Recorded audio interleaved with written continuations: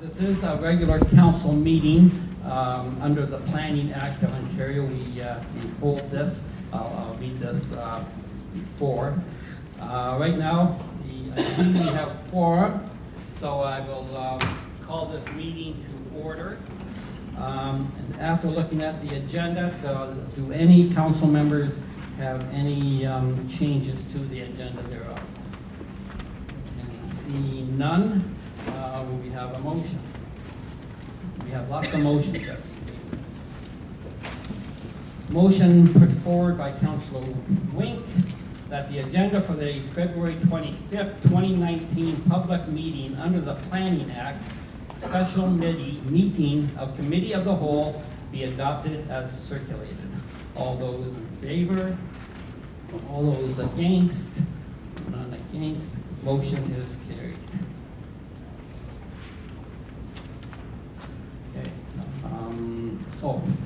Does any councillor have pecuniary interest after looking at the agenda to declare? Seeing none, I ask the clerk to please note that. Now we read this. Notice of this meeting was provided by prepaid first-class mail to all persons who are listed as owners in the last revised assessment roll within 120 meters of the subject property on February 5th, 2019. The notice provided information on the property and the proposed cannabis production facility. In addition to providing information, we will also receive any comments which any member of the public may wish to offer. There is an attendance list on the table at the back. Hopefully everyone filled that out. Print your name, complete mailing address. And you have to do that if you wish to be notified of the decision by council. So the procedure this evening will be as follows. Town staff will provide a brief presentation outlining the request for amendment to the interim control bylaw as well as a policy overview. The applicant will provide a presentation providing technical information relating to the proposed cannabis production facility, and then the public will be invited to provide comments. After hearing the public comments, the applicant will have an opportunity to provide additional information. In closing, we stress that at this point, no decision has been made on the proposed amendment to the interim control bylaw 4046-2018, and therefore any comments received will be taken into account by council in their consideration. Thank you. And it goes without saying that when you do come up to make a presentation, everybody treats everybody with respect, and we just keep the meeting on an even keel, please and thank you. Okay, we're ready for our first presentation, which is from town staff from the planning department. I'll be providing a brief presentation about the request for amendment to the interim control bylaw 4046-2018, as well as a brief overview of the planning policies that are applicable to this property. The requested amendment to the interim control bylaw pertains to property located at 770 Foss Road, generally located on the south side of Foss Road, east of Church Street, west of the railway track, and the north side of Sumbler Road.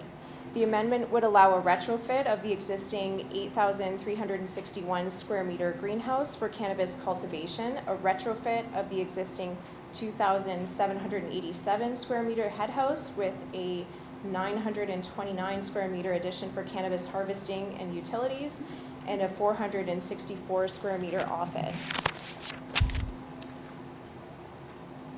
For background information, Interim Control Bylaw 4046-2018 was approved by Council on October 15th of 2018 for a one-year period. It applies to all property within the town and prohibits the use of land, buildings, or structures for cannabis purposes other than those that were legally established prior to the approval of the bylaw. This also applies to expansions and additions to existing operations.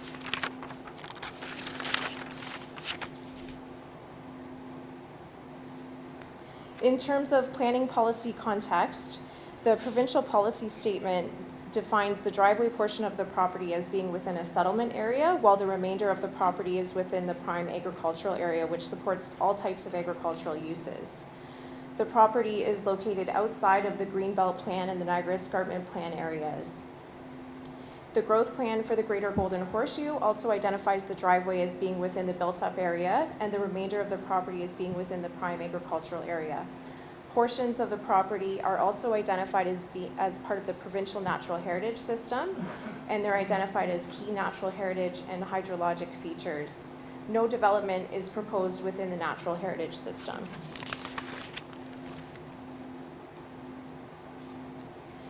Consistent with the provincial policy statement and the growth plan, the driveway portion of the property is designated built-up area, and the remainder of the property is good general agricultural area, as well as environmental protection area and environmental conservation area. And that's the region's official plan that designates it that way. According to the town's official plan, the driveway is designated urban living area built boundary, and the remainder of the property is good general agricultural, environmental protection 1 and environmental protection 2. The town zoning bylaw zones the property residential village 1 on the driveway portion, and the remainder is agricultural. The agricultural zone permits the use of the property for greenhouses.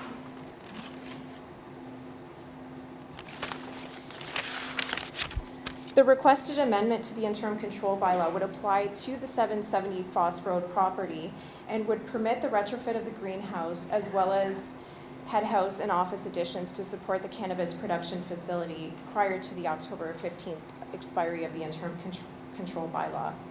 The applicant would also be required to obtain necessary building permits and approvals.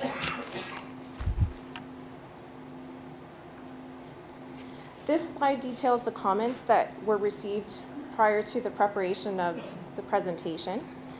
We did receive some additional comments after the presentation was finalized, and I'll go over those verbally. A number of them have also been included in Council's agenda package, so they have full copies, and the comments that are included on this slide have been included in full as an appendix to the information report. So if anyone wants to see the full comments, or if anyone's concerned that their comments weren't fully expressed to Council, they are in full in the report and have been provided in full as well. Commenting agency comments that were received from the region indicate that cannabis cultivation facility is considered an agricultural use in agricultural areas, and that they had no objections subject to meeting technical requirements. Town Public Works asked for further information about servicing. The town building department indicated that building permits would be required, and as well as approval of the Conservation Authority and the region. Enbridge, Canada Post, and Hydro One advised that they have no objections. In terms of public comments that were received, Sue Aid and Henry Penner advised that they object due to concerns about odor, impact on the enjoyment of their property, light pollution, and traffic. They also were concerned about an encroachment of the westerly irrigation pond on this property, which encroaches onto their property, and they would like the pond removed or the property purchased. They were concerned about liability with respect to the pond as well. Anthony Baczynski asked for future notices on this file. Peter and Linda Hackman advised that they were concerned about odor, light pollution, excessive noise, and decreased property value. They have a shared driveway with the facility, and they have concerns about increasing traffic and the negative impact that might have on their personal safety and security.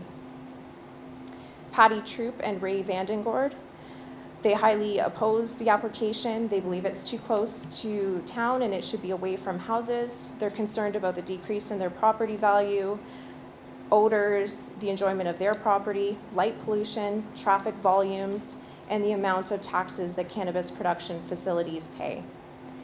Valerie McCombs is concerned about a decreased property value, the location too close to residences, and increased traffic. Comments that aren't included on this slide that have been received from members of the public include from Jim Jeffs on behalf of the Pelham Community Preservation Coalition. He advised that he suggests that the amendment to the interim control bylaw should not be considered. His letter expresses concerns about property values, traffic, and requests that council deny the request for amendment. A comment was also received from Tim Nohara, President and CEO of Accipiter Radar Technologies, Inc., which indicates that the request for amendment is premature in the absence of regulations for cannabis producers in the town.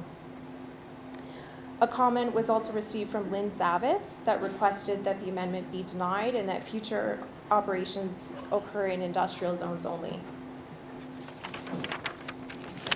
Those are the comments that have been received to date. In conclusion,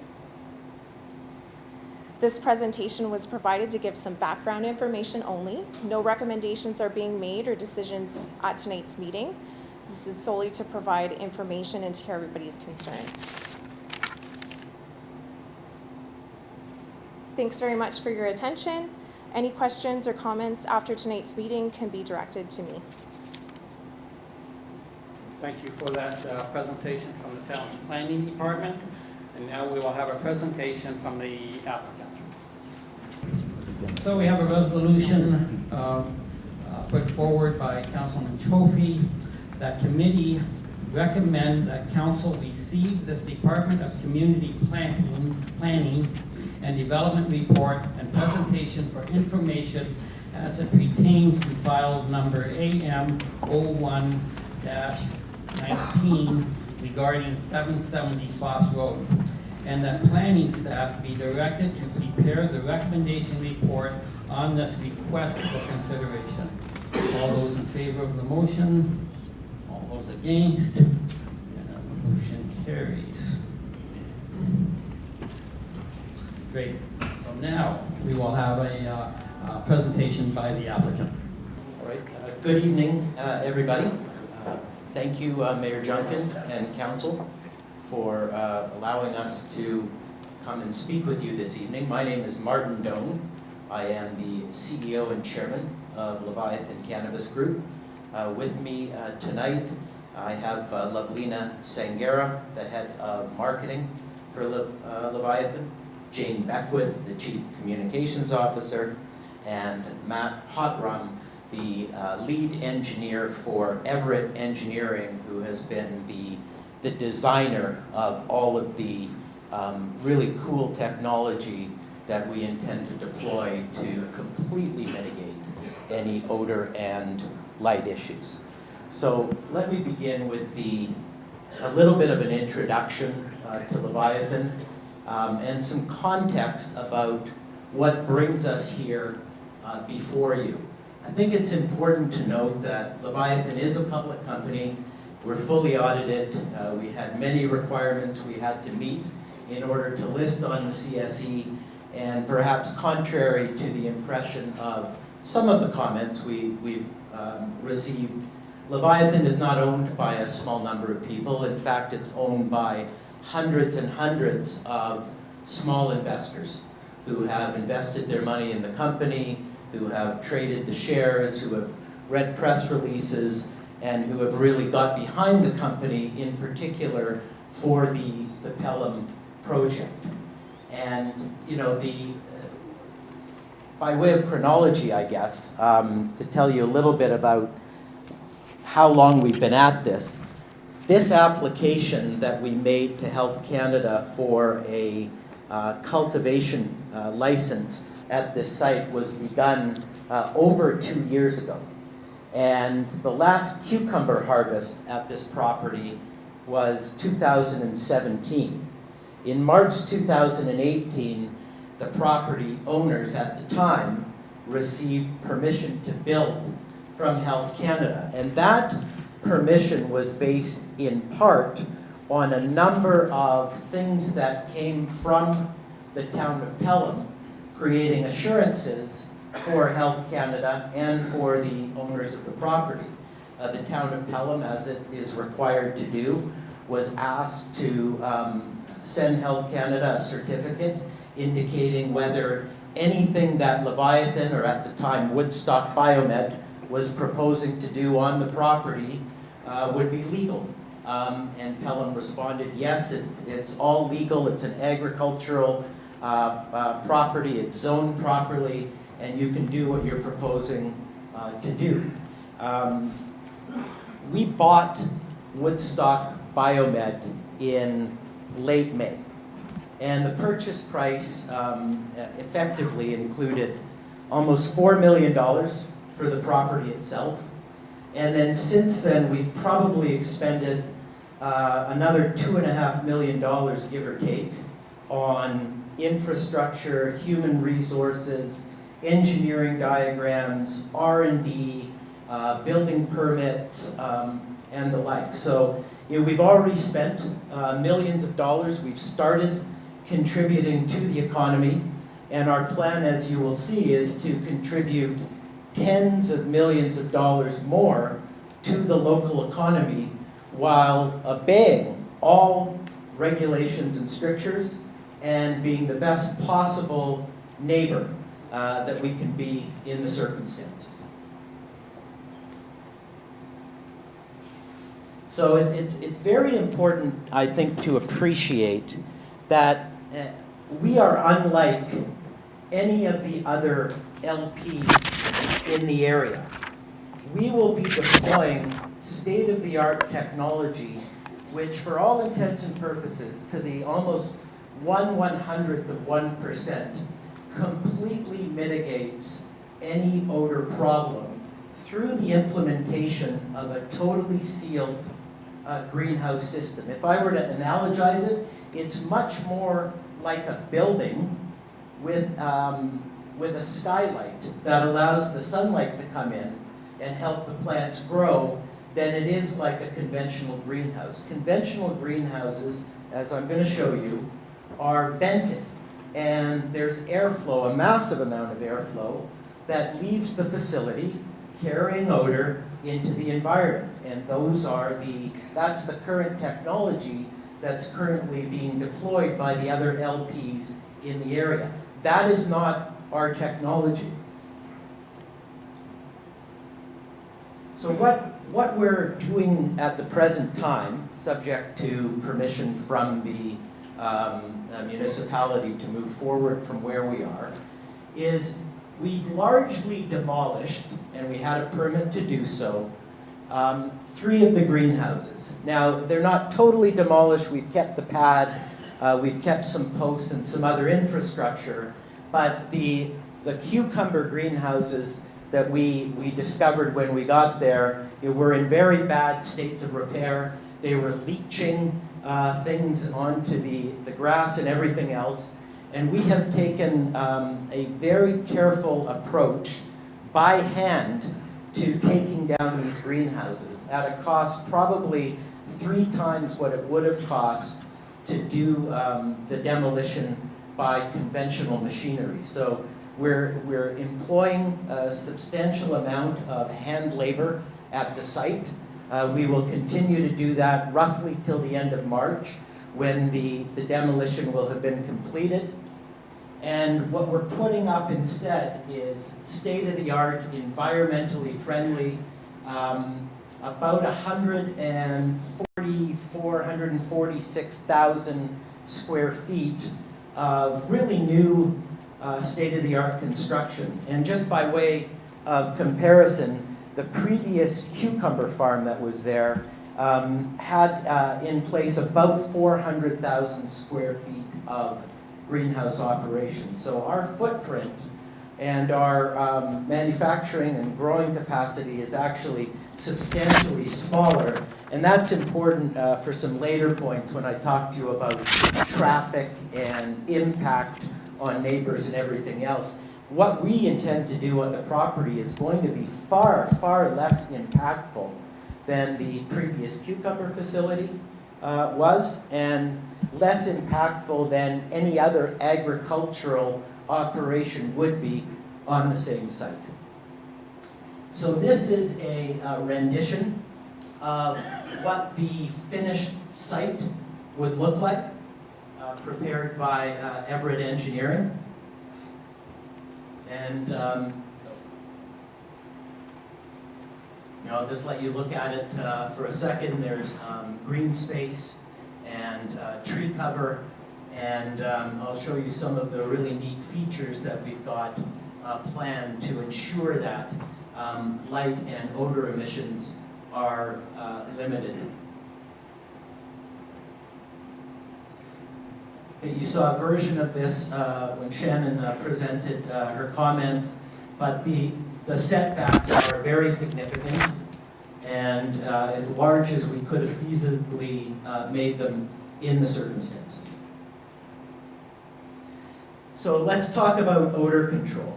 By definition, and this is not untested science or anything like this, this is really, conventional engineering. Our greenhouses will emit, just by nature of being sealed as opposed to vented, 99.99% less odor than a vented greenhouse. So we start, before we even apply mitigating factors on top of that, we start from the premise that we're 99.9% better, 99.9% mitigated in terms of what leaves the facility.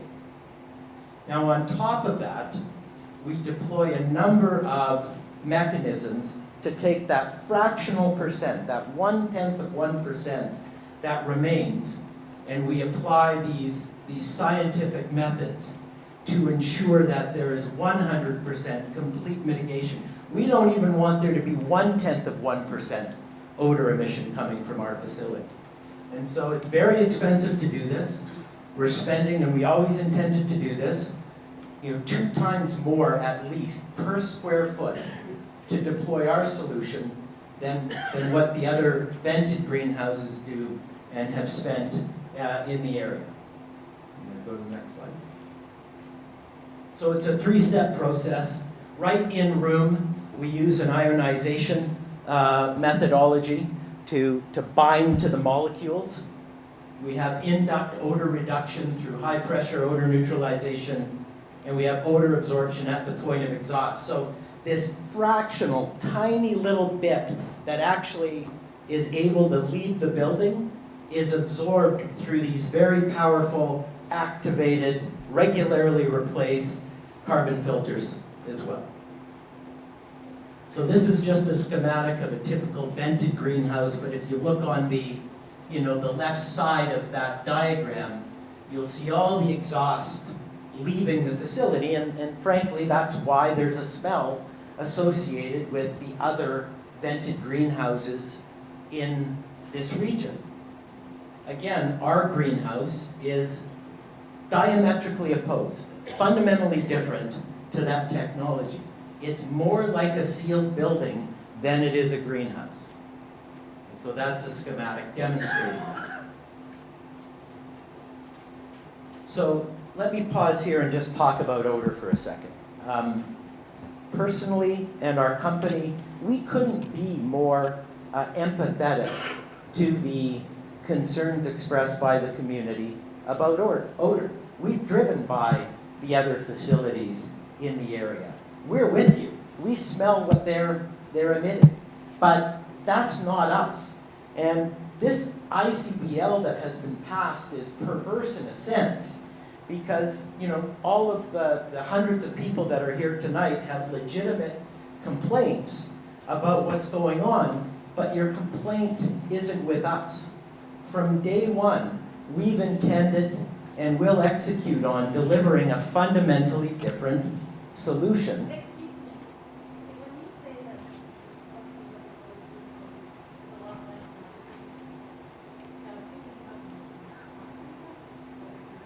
Yes, I mean a cannabis greenhouse. No, I agree with that. Chickens do, but cucumbers don't. Manure stinks too. No, we're comparing ourselves. Correct. We have, yeah, no, fair enough. 0%. Excuse me, guys. Okay, this company wants to make a presentation, and then afterwards, we'll have lots of time for you to come up and talk to the person. We have to have rules. We have to have rules. I promise to remember. I will definitely address it. Thank you. Thank you. And again, we're empathetic. And we're not, we can't compare ourselves apples to oranges. I'm not going to compare ourselves to chicken farmers or cattle or manure or anything like that as well. I mean, frankly, this could be an outdoor crop of marijuana. And, you know, there'd be way worse problems. That our solution, as compared to other marijuana facilities, is 100% better. That in effect, what gets emitted from our facility is so infinitesimal, and by the time it gets emitted, it's colored, ionized, and filtered through charcoal filters, that after all that is done, there is effectively zero cannabis smell that will come from our facility. I can't tell you, you know, about the other facilities. I'm surprised, in fact, that, you know, we've got this kind of response about a facility that will emit no odor, where the bad actors, so to speak, are continuing to do what they're doing. There's been no nuisance suits launched by this community. Nobody's getting picketed. You know, we seem to be bearing the brunt of, you know, the past history of difficulties in the community, when in fact we've come forward at much higher cost to try and do not what they're doing, but to do what we think should be done in the circumstances. Now let's talk about light as well, because we realize that's another grave concern of the community, and something that motivated the passing of the ICBL. You know, light's a little bit different. I can't tell you that we're not going to have any light that comes out at night, but I can tell you that our solution is as good as it gets, and very, very respectful of the community in how it's deployed. We're going to have very expensive blackout curtains, not just on top of the facility, but at the sides as well. There will be minor outdoor security lights, complying with Health Canada security requirements. And we're putting in as much landscaping and trees as possible to cover that light. And our setbacks are very significant. So really 85% at a minimum, we're just going to be in sync with natural sun rhythm anyway. We'll draw our blackout system no later than 8 p.m. daily, and hopefully earlier. It'll depend on the vegging requirements in a small part of the facility.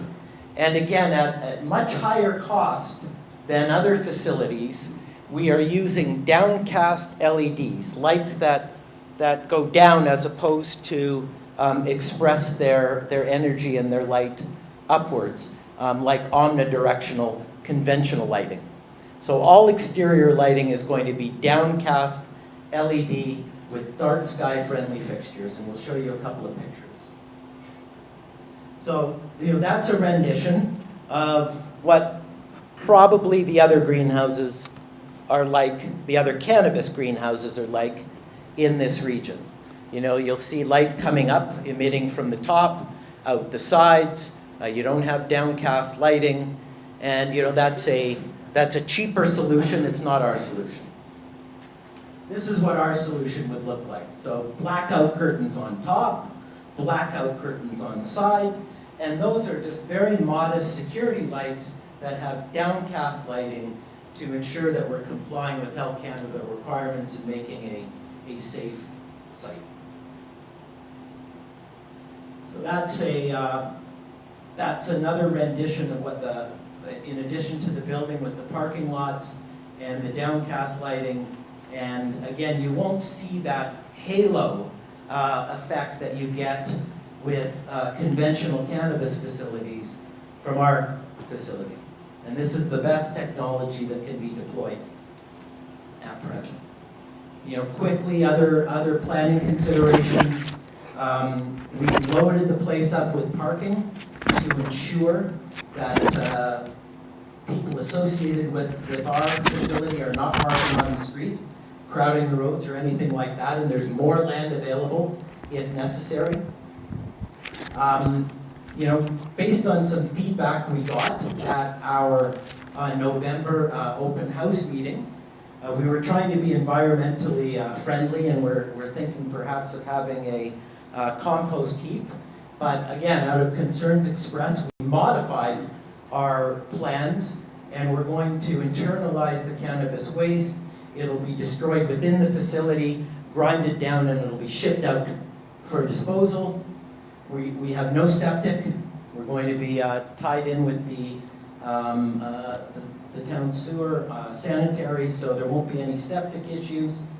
And I can tell you, from a traffic standpoint, far less impactful than the cucumber operation was, far less impactful than any other agricultural operation would be. Fundamentally because cannabis is a very small, high-value crop. You don't need big tractor trailers to transport thousands or tens of thousands of dollars worth of cannabis. You're usually in cube vans for the most part, and you're going to have very few deliveries and on a less impactful schedule than a normal agricultural operation. So we've got some points about parking there. We can pass on that for now. I think the parking's covered. And this is just another rendition of how the facility would look with the landscaping and sound buffers and as much tree as we can put in there, again without breaching any security requirements and sight lines and visibility and things like that. So water, I think at some point somebody expressed a point about water usage. Cucumber crops are incredibly water intensive. There was almost 400,000 square feet being deployed in a very inefficient, old technology way. We're going to be way less impactful on the water table. Our greenhouse runoff and cooling dehumidification are all going to be captured and recycled again using state-of-the-art technology. And frankly, a sealed system creates far less impact anyway, because there's less evaporative water loss. Stormwater management, again, we're just diverting to existing ponds. We have a big swale along the north side of the parking area, and we've made sure that in the design there's far less impermeable surfaces, so you get proper drainage. We're only going to be using organic soil. There will be 0 pesticides used on site. Not that they could escape really anyway because it's sealed, but it's worthwhile knowing. And this last bit of mitigation for the 0.1% that potentially escapes, the misting and those systems will be using organic biological agents, nothing synthetic, nothing toxic from a chemical standpoint. And all fertilizer runoff is going to be recaptured and recycled. I think there was a question at one point, perhaps stemming from our earlier open house, about usage issues. I mean, we want to ensure you, and maybe remind you, that Health Canada does not permit the consumption of cannabis at a licensed facility. So this will not be a den of iniquity or anything like that where people are consuming cannabis products. Yes, they will be cultivating and packaging and selling cannabis products, but they will not be using those, and we will have a zero tolerance policy for any breaches of Health Canada guidelines and our own operational manual. And again, as pursuant to Health Canada regulations, there'll be 24/7 on-site qualified security. And just by way of noting, I know there was one individual raised an issue about safety around a pond. My understanding is that pond has been there for 40 years. There have been no issues. We're only going to make that area safer than it's ever been because of the security and the fencing and the extra visibility that happens in relation to anything within our property. It's been far, far more unsafe the last 40 years than anything we would ever do. So that's worth noting. So let's talk about economic impact because on the one hand, we've effectively mitigated all odor issues. We've, as good as we can do, mitigated light issues. We've mitigated traffic issues. So what are the benefits? Well, our first investment to build this facility, to bring power to the property, is a $20 million nut here in the region that would be expended within the next 12 to 18 months. And that's just the start. As we're doing with the demolition right now, where we're using a lot of hand labor and not a lot of equipment, the hand labor has all been hired from regional sources.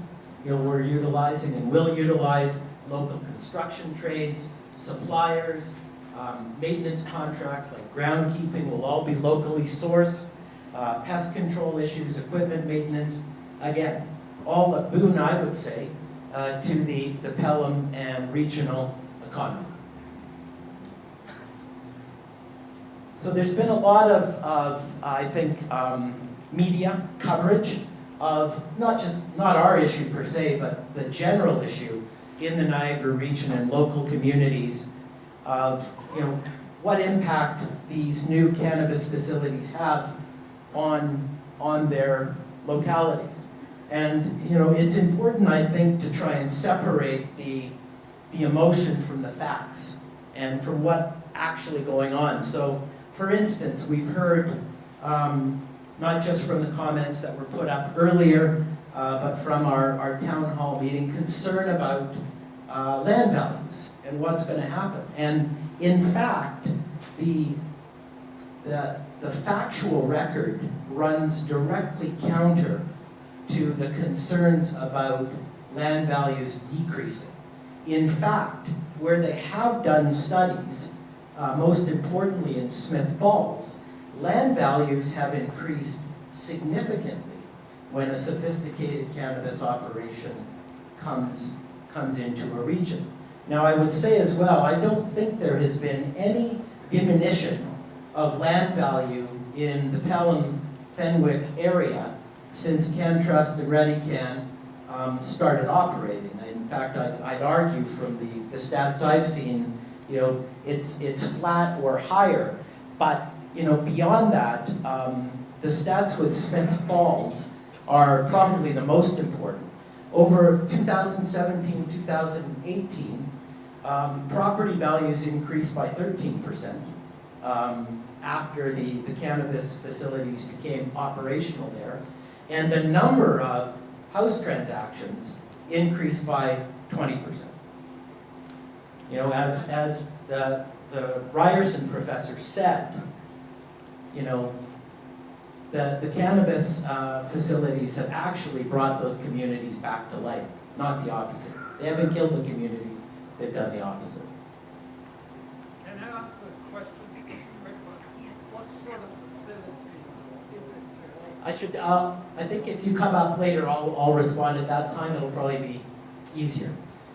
So just to give you some hard numbers, our initial employment target would be about 40 full-time positions, which would be $2.5 million worth of wages annually, give or take.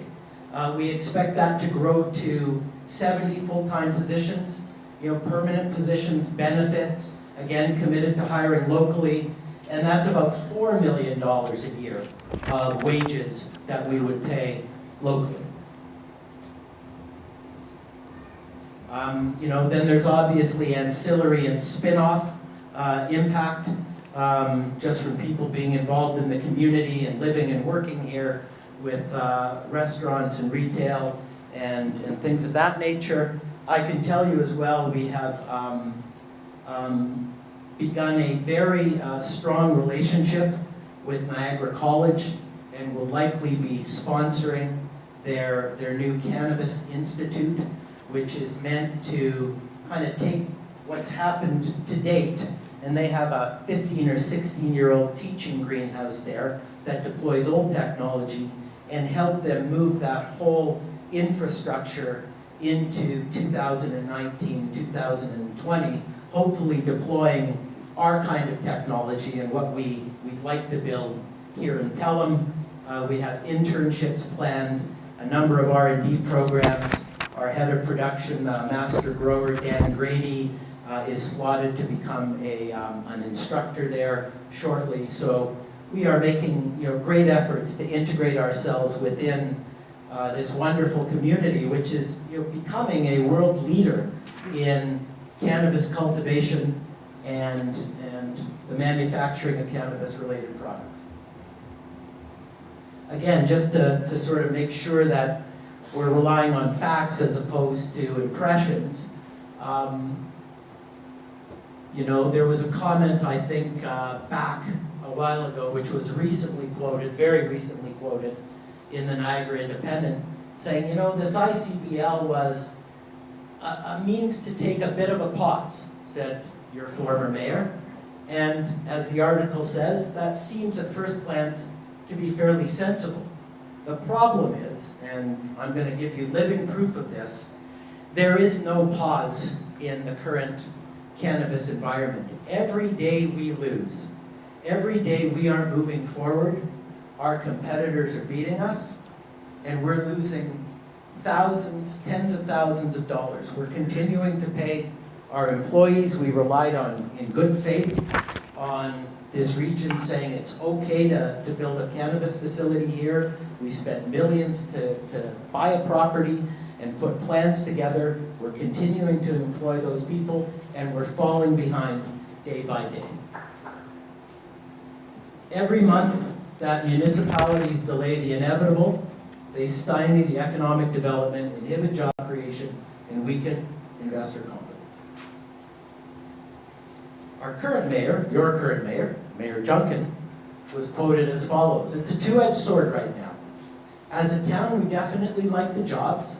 If they can just meet a little bit more halfway on the emissions, light and order." Well, I would venture we're not meeting halfway, we're meeting all the way.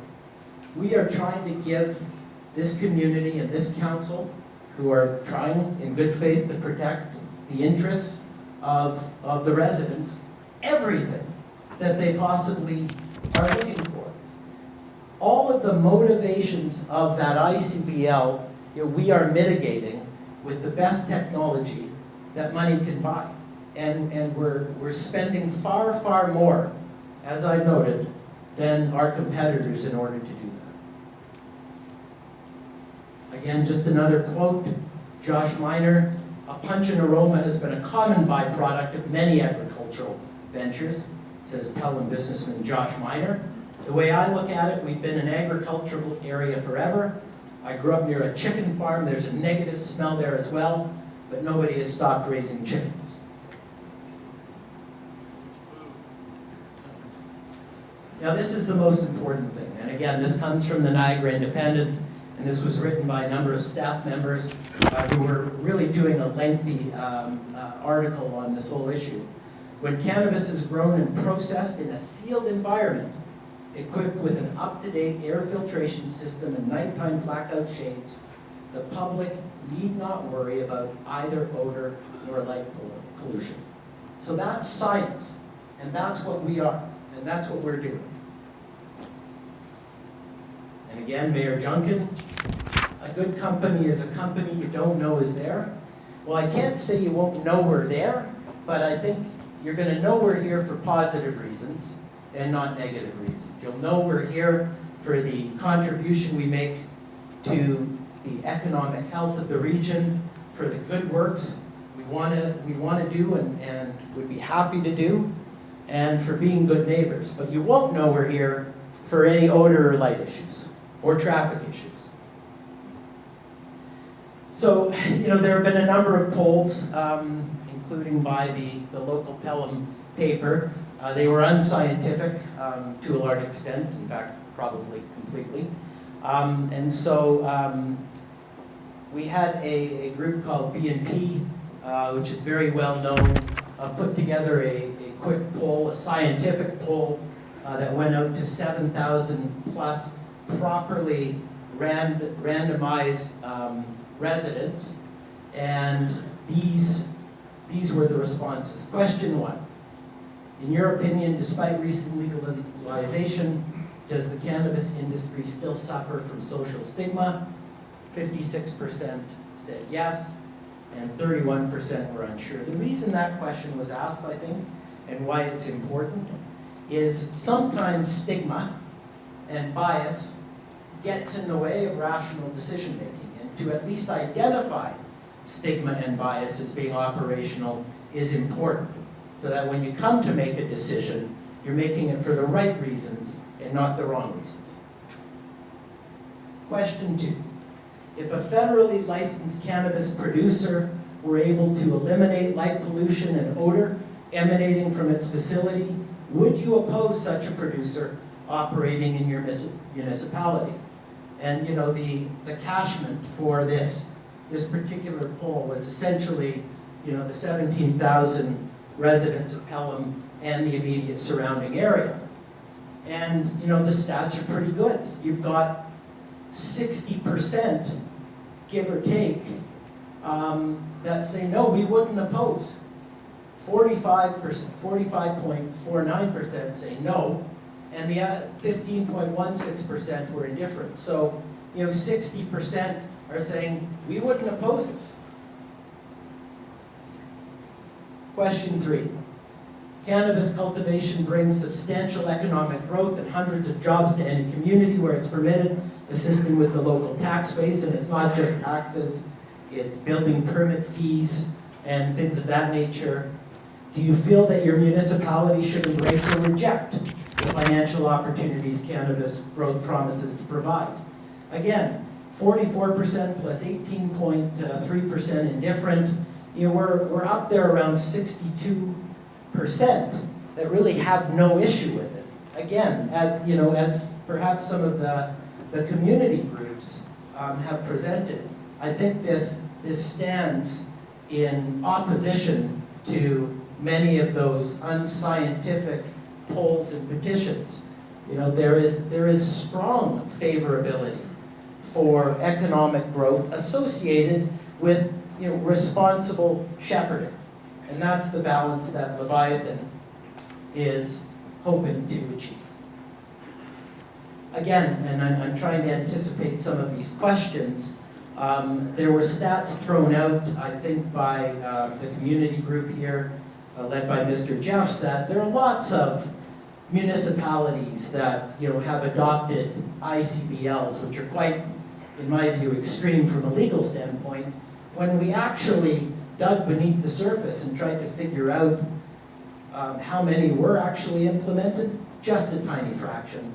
444 municipalities in this province alone, only 8 instituted interim bylaws, 1.8%, a tiny fraction. This is not a common occurrence. And this is just a rendition of what you would see if you went inside the facility. The cleanliness, essentially the clean room nature of the property. So let me just make a couple of other points that are not specifically in the presentation, that are responsive, though, to concerns that have been expressed in the past. There has been a general concern expressed that somehow Leviathan's facility, as opposed to the facilities that are already in existence, would compromise residents' quality of life. And what I say, to be very frank about it, is I think that concern barks up the wrong tree. I mean, we could have tried, and I'll name names, we could have tried to do what CanTrust did and throw together a permit application before the ICBL, days before the ICBL got passed, I don't know how they knew about it, and got something in, and it would have been crap, and it wouldn't have been this, and we decided that was not who we are. So we're not the issue. Again, we're empathetic about the issue. But what brings you here and what raises your ire about smell and light pollution, we are not the cause of that, and we shouldn't be victimized as a result. It's not fair, especially because we've taken the time and we've spent the money and will continue to spend the money to do things right, not wrong. We're with you on those issues. That's why we're spending the money to mitigate the issues you're concerned about. So if you've got a complaint, and I'm not saying it's an invalid complaint, go talk to the people you should be complaining about.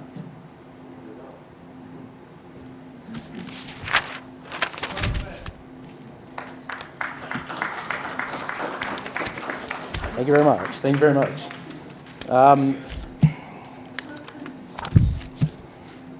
Just a couple of other quick points. Let me say something. Again, I think so. We have to straddle a number of responsibilities. We're a public company, and our shareholders are people like you. People who have jobs or who have retired, who have RSPs and TFSAs, and they make small investments and they try and earn income off their capital because as they age, they know that Canada Pension and everything else isn't going to support all of their needs. And we have a duty as an executive team to be fiduciaries and protect their interests. And since this ICBL was enacted, we have lost approximately $100 million in market cap. To communicate with our shareholders, we put out a monthly shareholder letter. And we try and be as transparent as possible to those shareholders about how we are grappling with the toughest challenges we face. And in the last shareholder letter, based on literally dozens of calls from aggravated and upset shareholders who have lost a lot of money so far investing in Leviathan, we said, look, if it comes to it, and we hope it doesn't, we may, in fact, will likely have to start a lawsuit. Now, this was not meant to insult anybody in this room or preempt the council. And I would argue that we bent over backwards not to be adversarial. We've done just the opposite. The ICBL was passed in October. We've worked with the municipality and the planning department to follow the process for trying to separate ourselves from what we feel is, a perverse situation where we're not the problem, but we're being painted as the problem going forward. We've held off litigating or doing anything, but, wouldn't you want to know that if we didn't get our exemption, this is what we would be required to do? I'm just being transparent. We're being transparent. It's not a threat. It's simply a reality that as fiduciaries, we'd be in a lot of trouble if we didn't exhaust all of our remedies to try and recover shareholder losses. I don't want to do it. That's why we're following this process, trying in good faith to get an exemption. We think you get a win-win out of an exemption. You still get the power of the ICBL in place for the next 6 months to try and deal with the bad actors in your community. Well, at the same time, we get to go and show them how they should be acting and what a facility should operate like and how you mitigate odor and how you mitigate light.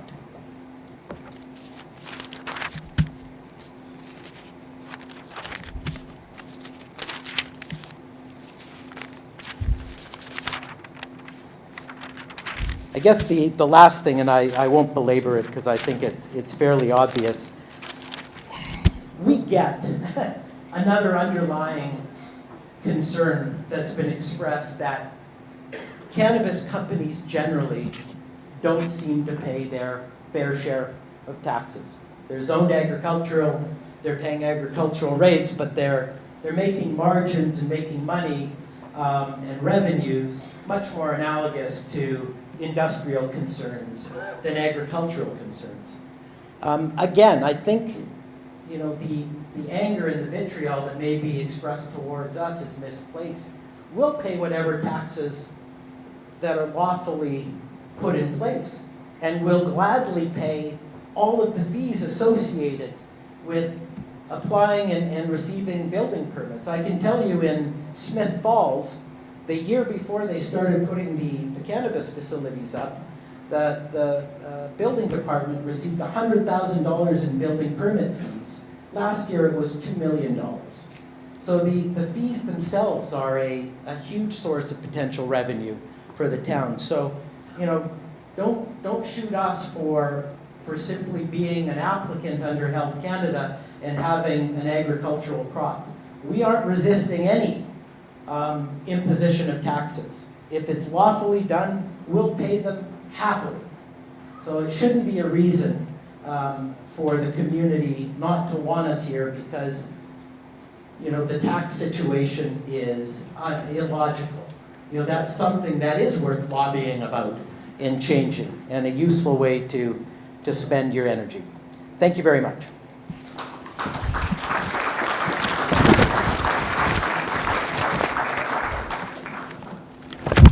Okay, thank you for that presentation. And before we go to the public asking questions, I have another motion.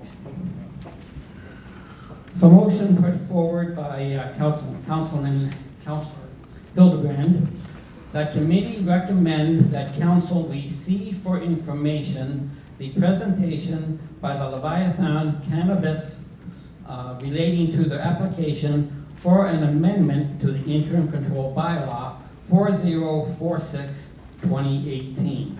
All those in favor? All those opposed? Motion carries. Okay, so here we go.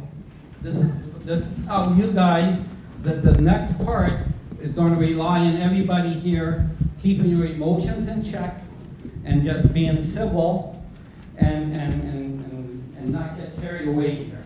We got a lot of people. I don't know how many people want to make presentations. That's what we're here for. And we are going to limit it to 10 minutes. So I think that's fair. So one person can't come up here and have the mic for half an hour. So if you do come up, you got 10 minutes to make your point, ask your questions, and then on to the next guy.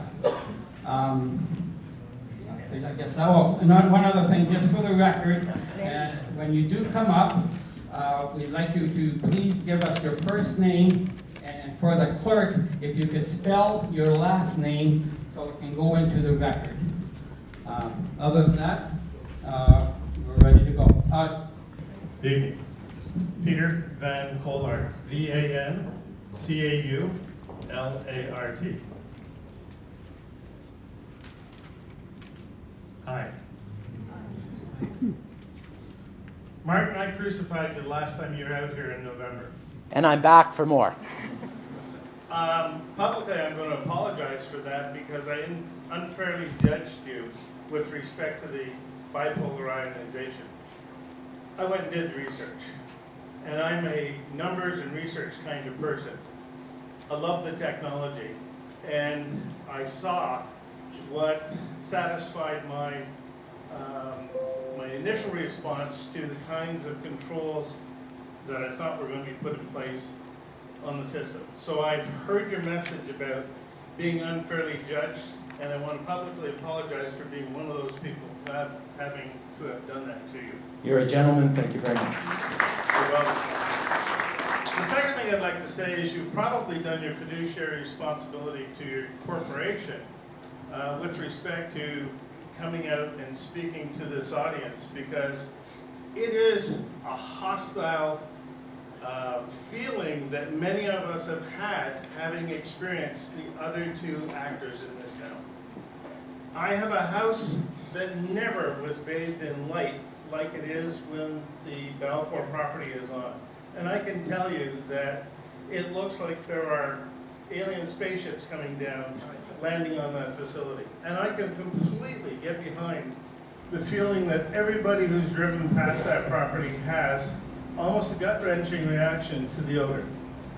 It's horrible. The only thing that could be worse in this town is probably an animal byproducts rendering facility. Now, that said, I know you guys have done your research, and you're talking really great stuff, but it is tough because you haven't had a chance to build. So my question is, would you consent or consider perhaps pacifying us once more by being subjected to some sort of certificate of approval that if your facility does not meet the requirements of odor emissions, that you agree to be shut down? That's an interesting proposal. We will consider it fairly. I have enough confidence, I believe, in our team and our design and, you know, just basic science. I mean, you'd agree as a man of science as well that a sealed facility, you know, just by its nature is radically, dramatically different than an unsealed facility. And so we're talking, you know, a fractional impact at worst as opposed to a vented facility. But if those parameters were fair and reasonable, yeah, I could see us agreeing. And my other comment is that there is an interim advisory board, I believe, that the town has created, a cannabis advisory board. In the process of doing so, yes. In the process of doing that, which is the organization or the body that was referred to in Dr. O'Hara's letter, and which fostered his comments. I loved his letter, and I thought his comments were timely. But I do believe that in our case, as a community, we actually need to push our elected officials towards applying the kinds of controls that you're advocating for your facility to those other facilities retroactively, including getting a tax advantage. Because if we don't have the tax base of some businesses that have come in under another law, we do have the politicians who are able to change the bylaw, which changes the tax base. And I'd encourage the town council to do that. I'd also encourage the town council to think long and hard about putting together some sort of certificate of approval, a la what would happen if you were putting in a water treatment facility or a wastewater treatment facility. It's not very different. And I think for a town, we actually stand to benefit hugely on this issue because it's our children who can be employed, it's our people who are going to be affected, and it's us who are going to be the best ambassadors for how it should be done rather than how it was done. And I think we should go forward for that. It was only 35 or 40 years ago that many people here whose families worked at those smokestack industries in Welland came away from those industries and developed chronic illnesses as a result of those exposures. And a lot of people have forgotten that this used to be some sort of cancer corridor as a result of the exposures to those kinds of industries. I don't see this industry as being that same kind of player. And I think you need to consider that. Thanks.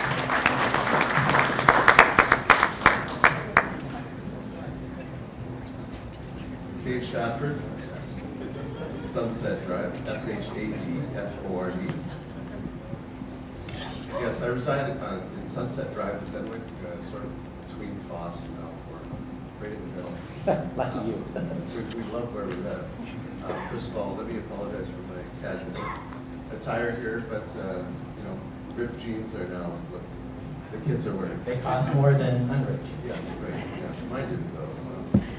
So we're a very trusting community, sir. I think I represent most, if not all, by saying we're a trusting community. So when we see things happen sometimes, we just assume that things are taken care of well and properly and in a forthright manner. So when we see, and I am alluding to the Balfour plant here, trees cut down and light standards go up, security fencing, and yes, the lighting and so on. We assume things are all under control, I think a lot of us. Now, somehow that crept in, and I know a lot of it was under a former town council, possibly CAO as well. And so I understand that you're reiterating the differences between your project and this one, but it did creep in, and so I don't think trusted people like to be fooled more than once. You know, fool me once, shame on you. Fool me twice, shame on me. And I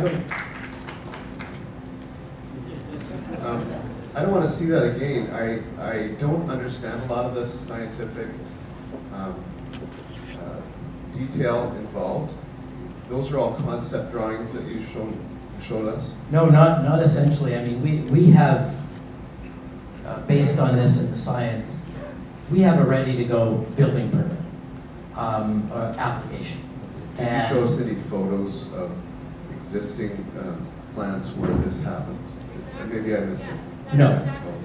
But well, here's the thing, and I would like just to, said, yes, so no? because they don't exist. Okay, so these are all concept drawings. You know where... They're engineering drawings, Okay, yes. yeah, there are no photos of existing plants where this technology has happened. There are You see where I'm elements. going with that, right? Because all we see is what looks like Toronto from my backyard, okay? With the light, okay? And I think that, is this skunk smell like I smell? Is that my neighbor token up? No, it's from down the road, I think. So we don't want it to happen again, a lot of us. We don't want this to happen again. We don't know you. You know where we all live. Where are you from, sir? I'm from Toronto.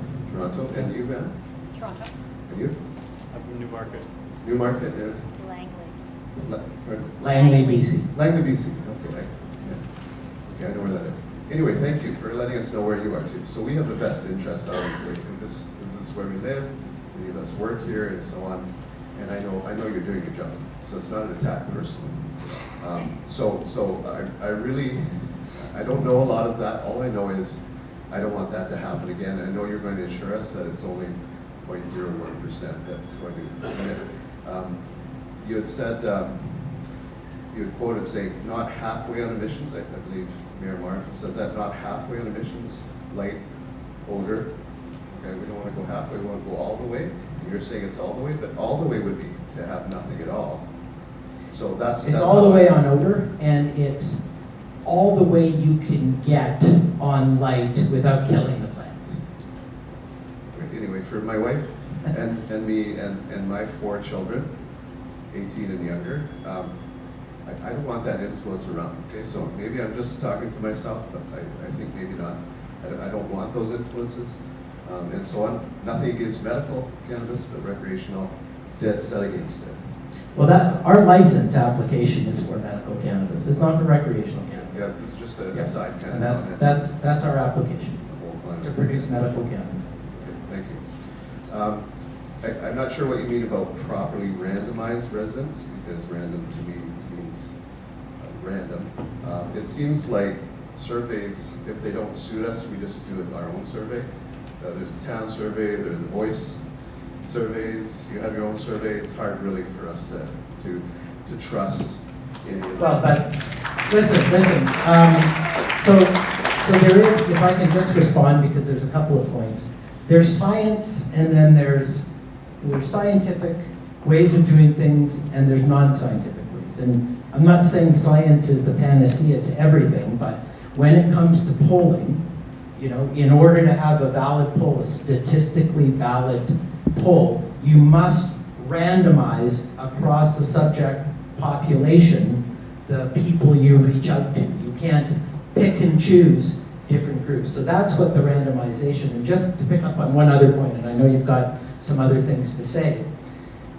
notwithstanding that what we are doing has never been done before, altogether, it's been done in little pieces here and there. It's based on science.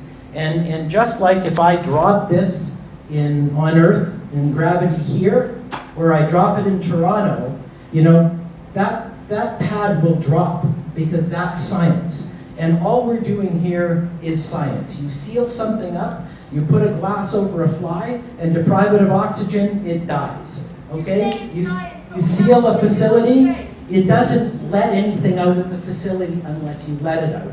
I agree there are protocols, but this group here, this department is the one that keeps us honest.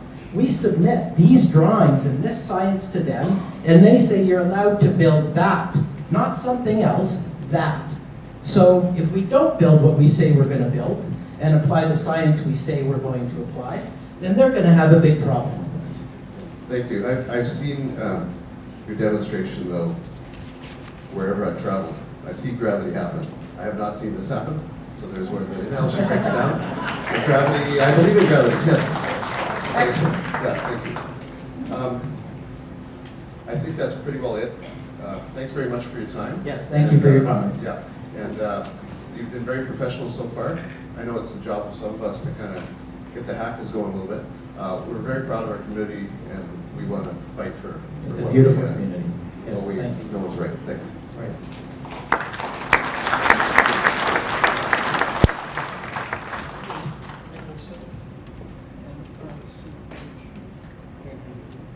Dave Nicholson.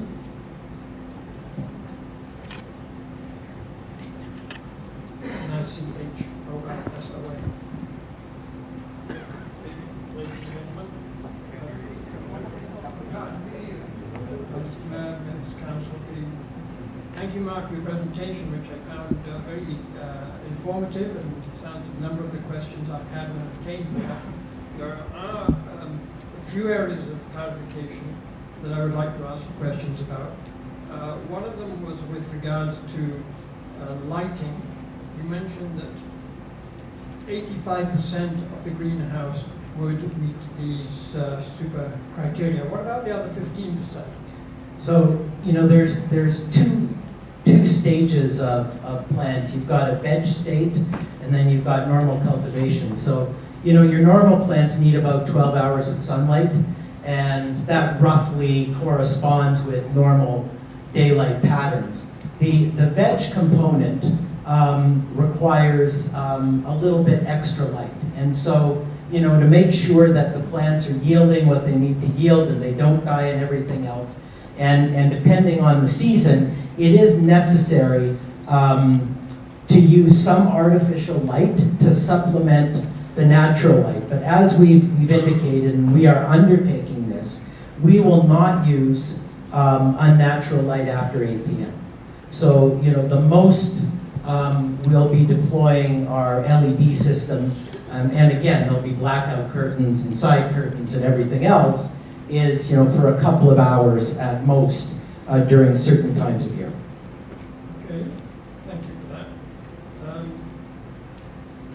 The buildings that you are putting up include a couple that were rather scantily described. One was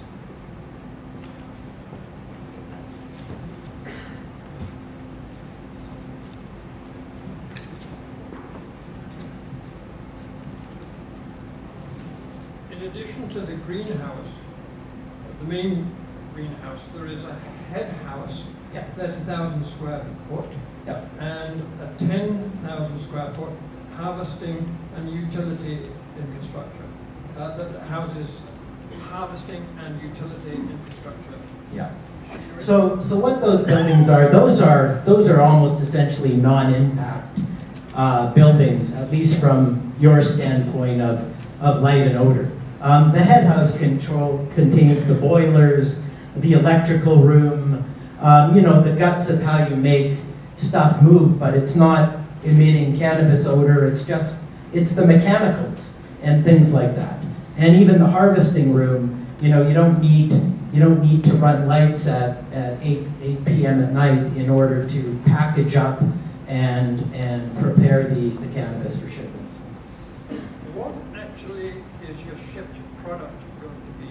The reason I'm asking this question is I want to know what's different from what's removed. Sorry, what's different from what is removed from the plants? What goes out of the gate in the trucks? So effectively, because we're going to be a wholesaler, selling to people who then sell the product onwards, it's effectively dried flour that's, packaged very tightly and plain wrapped. And that's what gets picked up and delivered to other LPs or to other purchasers. So it's not, branded, bottled, little, amounts. It's, bulk dried cannabis flour that's shrink wrapped and plain paper wrapped on top of that and delivered out. Oils, edibles? Yeah, for medical purposes. Nope. We, our application right now is just to produce dried flour for medical purposes. So no other products. So this obviously is very relevant with regards to whether you had defined an industrial or a agricultural outfit. And I think we need to know more about the details, and one can see coming down the road if you get your exemption and you go through, then we'll be expanding in these directions, and we're then looking at oil and other things which may have some adverse environmental effects, as well as the clearly industrial. Actually, I would say that, in my knowledge, and I think our master grower would echo this, processing of cannabis into derivative products like oils, like isolate and stuff like that, has far fewer, if any, environmental impacts. The way cannabis gets distilled down into an oil is very, non-impactful. So I would say, and this is all you're really allowed to do right now in Canada is to grow cannabis and make it into dried flour and then to sell it. But if we do go down that road, and we don't have plans to do that right now, I think you'd have far less concerns about that than about a cultivation operation. Thank you very much. Mr. Mayor, question for you. How vulnerable are we as taxpayers to a successful litigation if they are turned down? Well, he said it's cost him $6 million so far. Let's say that he succeeds in the $6 million lawsuit. Well, first of all, any lawsuit is going to cost us money, but at the same time, this council believes very strongly in the strength of the ICB. So depends on what road this applicant wants to go down. Do we want to go to court? No, we don't. But at the same time, And neither do we. We do not want to do that.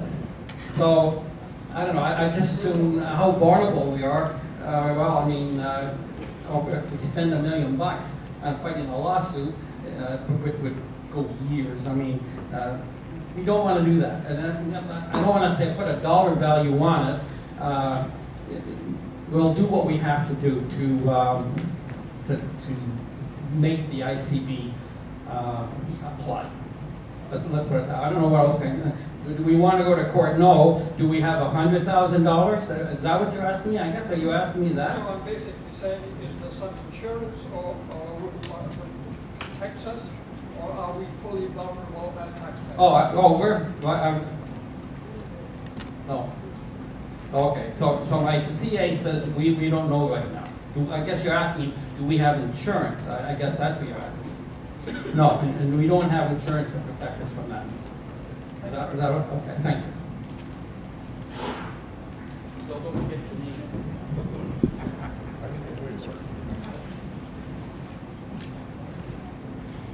Bill Heskett, 8 Bear Street, 5 Hills.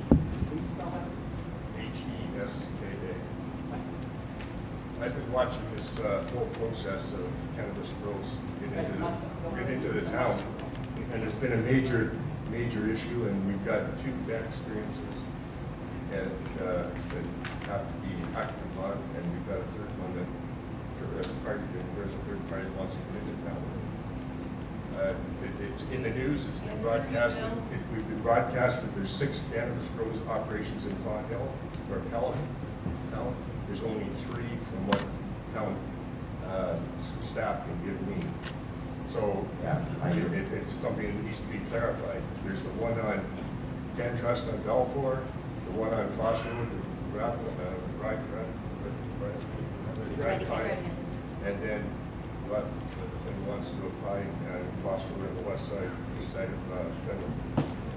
One of the big concerns I had, and I'm an engineer, and I worked in the industry for 40 years, and we had standards that we had to design to in terms of quantitative standards, not subjective standards, parts per million in terms of paint systems and everything. This system here that this Ever has come up with, I've checked their website, and I challenged them back in the November meeting that this isn't a proven design. It's all theory. I have a major concern that it's not proven. I checked the website and they have 0 evidence to show that they built the cannabis. 0 evidence. There's nothing to show that. They've got 1 picture of a greenhouse and it's probably growing cucumbers or flowers, but it's not growing cannabis. And so I have a major issue with the whole thing, and I checked the building code and I checked the Department of Health. The Canadian government has it that the health is under the control of Health Canada. You go to their website and their standard is 2013, June 2013.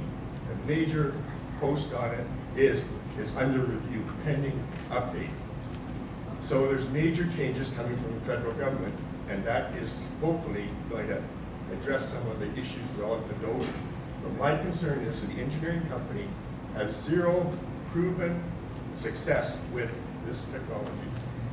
So I'm gonna hand the mic over to Matt in 1 second, or 30 seconds. But let me just give you a little bit of background about why we selected Everett.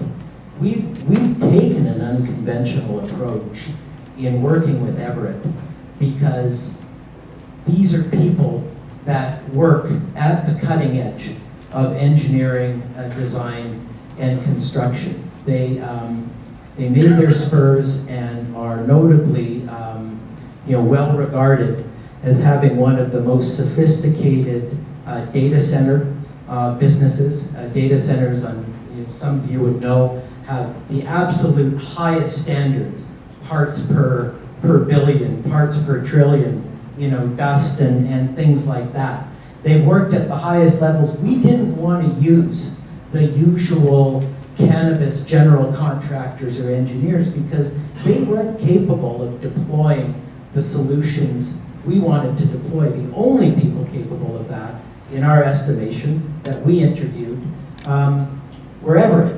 And don't be misled by the fact that pursuant to confidentiality agreements and competitive issues, they don't publicize all over their website all the really amazing things they're doing for cannabis clients.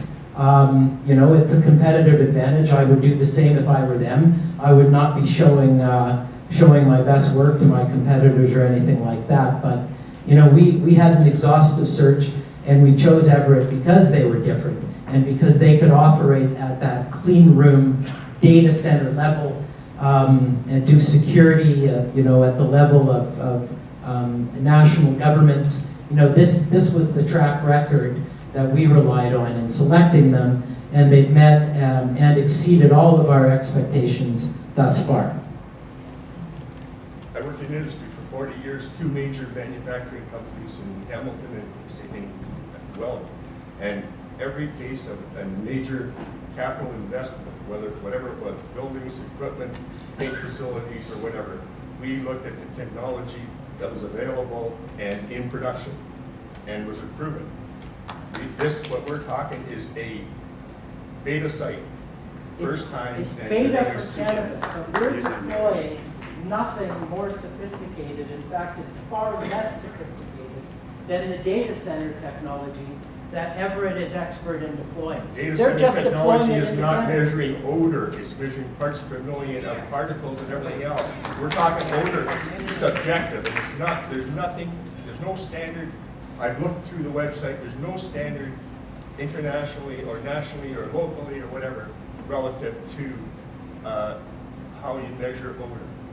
The smells that you said. I agree with you. are two different There aren't persons. So standards that have been hopefully enacted. the government's gonna wake up and set up some standards. Now, the big question I have is when the engineering company talks, my concern is, you're talking 0.1% makeup air. You've got 40 employees in there.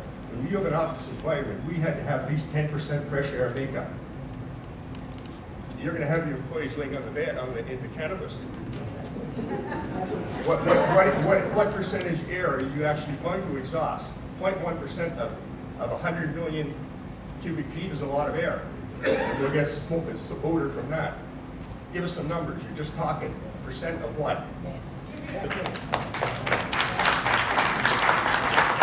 Okay, thanks for your comments. I'm from Everett. We're working as a design team for Martin. And I agree it would be a lot easier for everyone if there was quantified standards out there, such a new industry. The generally accepted standard right now is the carbon filters or activated charcoal filters. That's on 95% of the indoor grow facilities.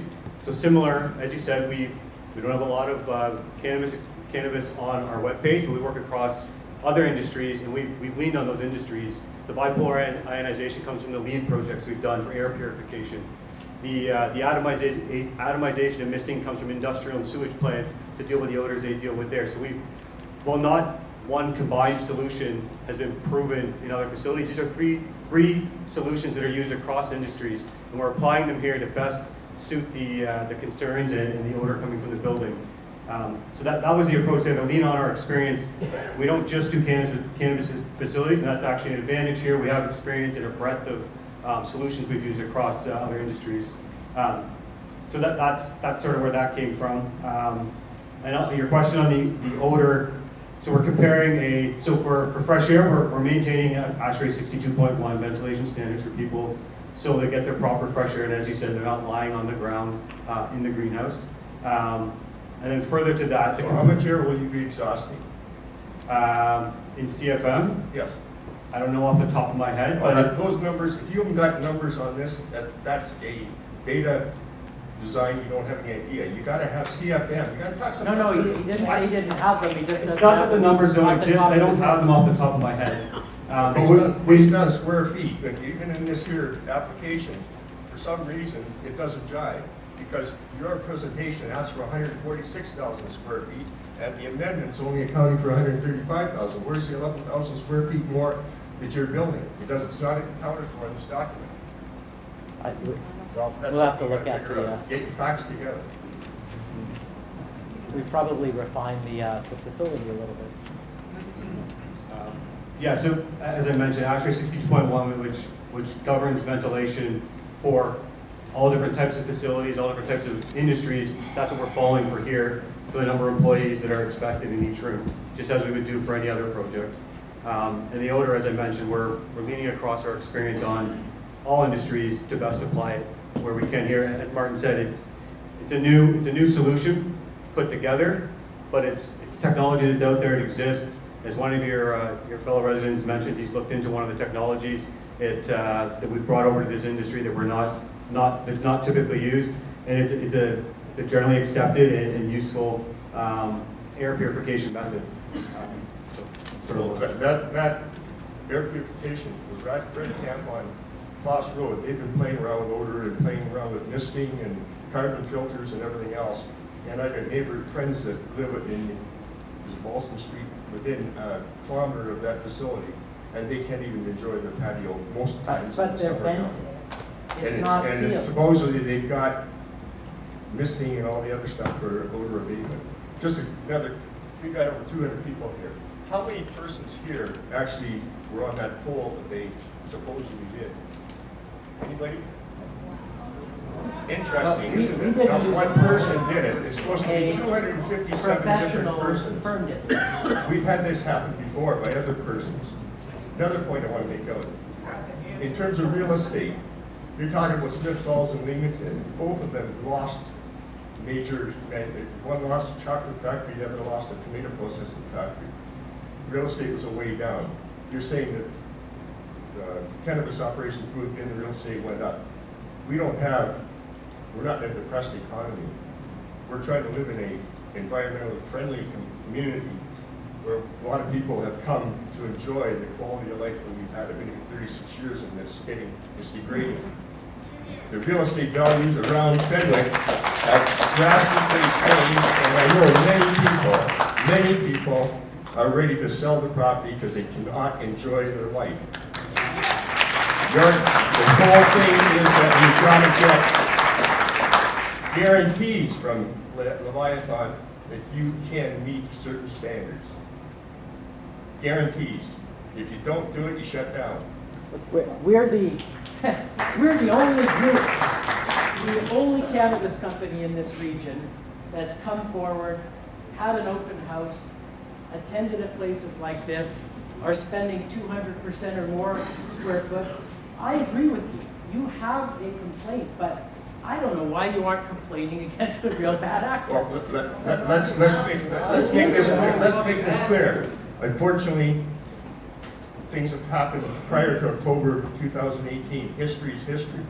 Unfortunately, our new council has to look after this in the future and staff. We're looking forward. You got caught in the interim bylaw, which is freezing I things disagree. for now. Communities pick it, they raise concerns, they could be over there at the offended facilities using all this energy to make a real impact on odor and light in this area.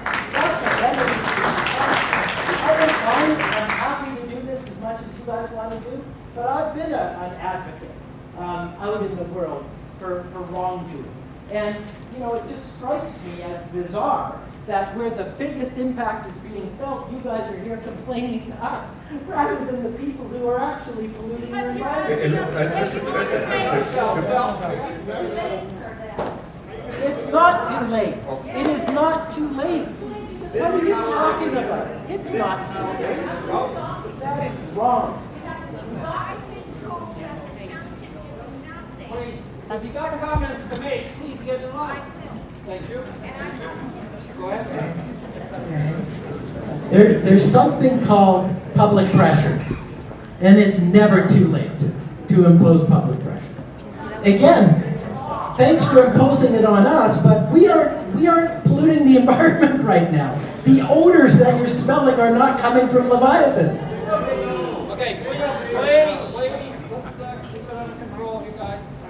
Sant, S-A-N-T, Grey Wall, G-R-E, W-A-L, Fenwick. That's okay. Okay. Close to my mouth. Okay, I'm known as Barry Greywall. My name is Saint. So, you talked about professional engineers.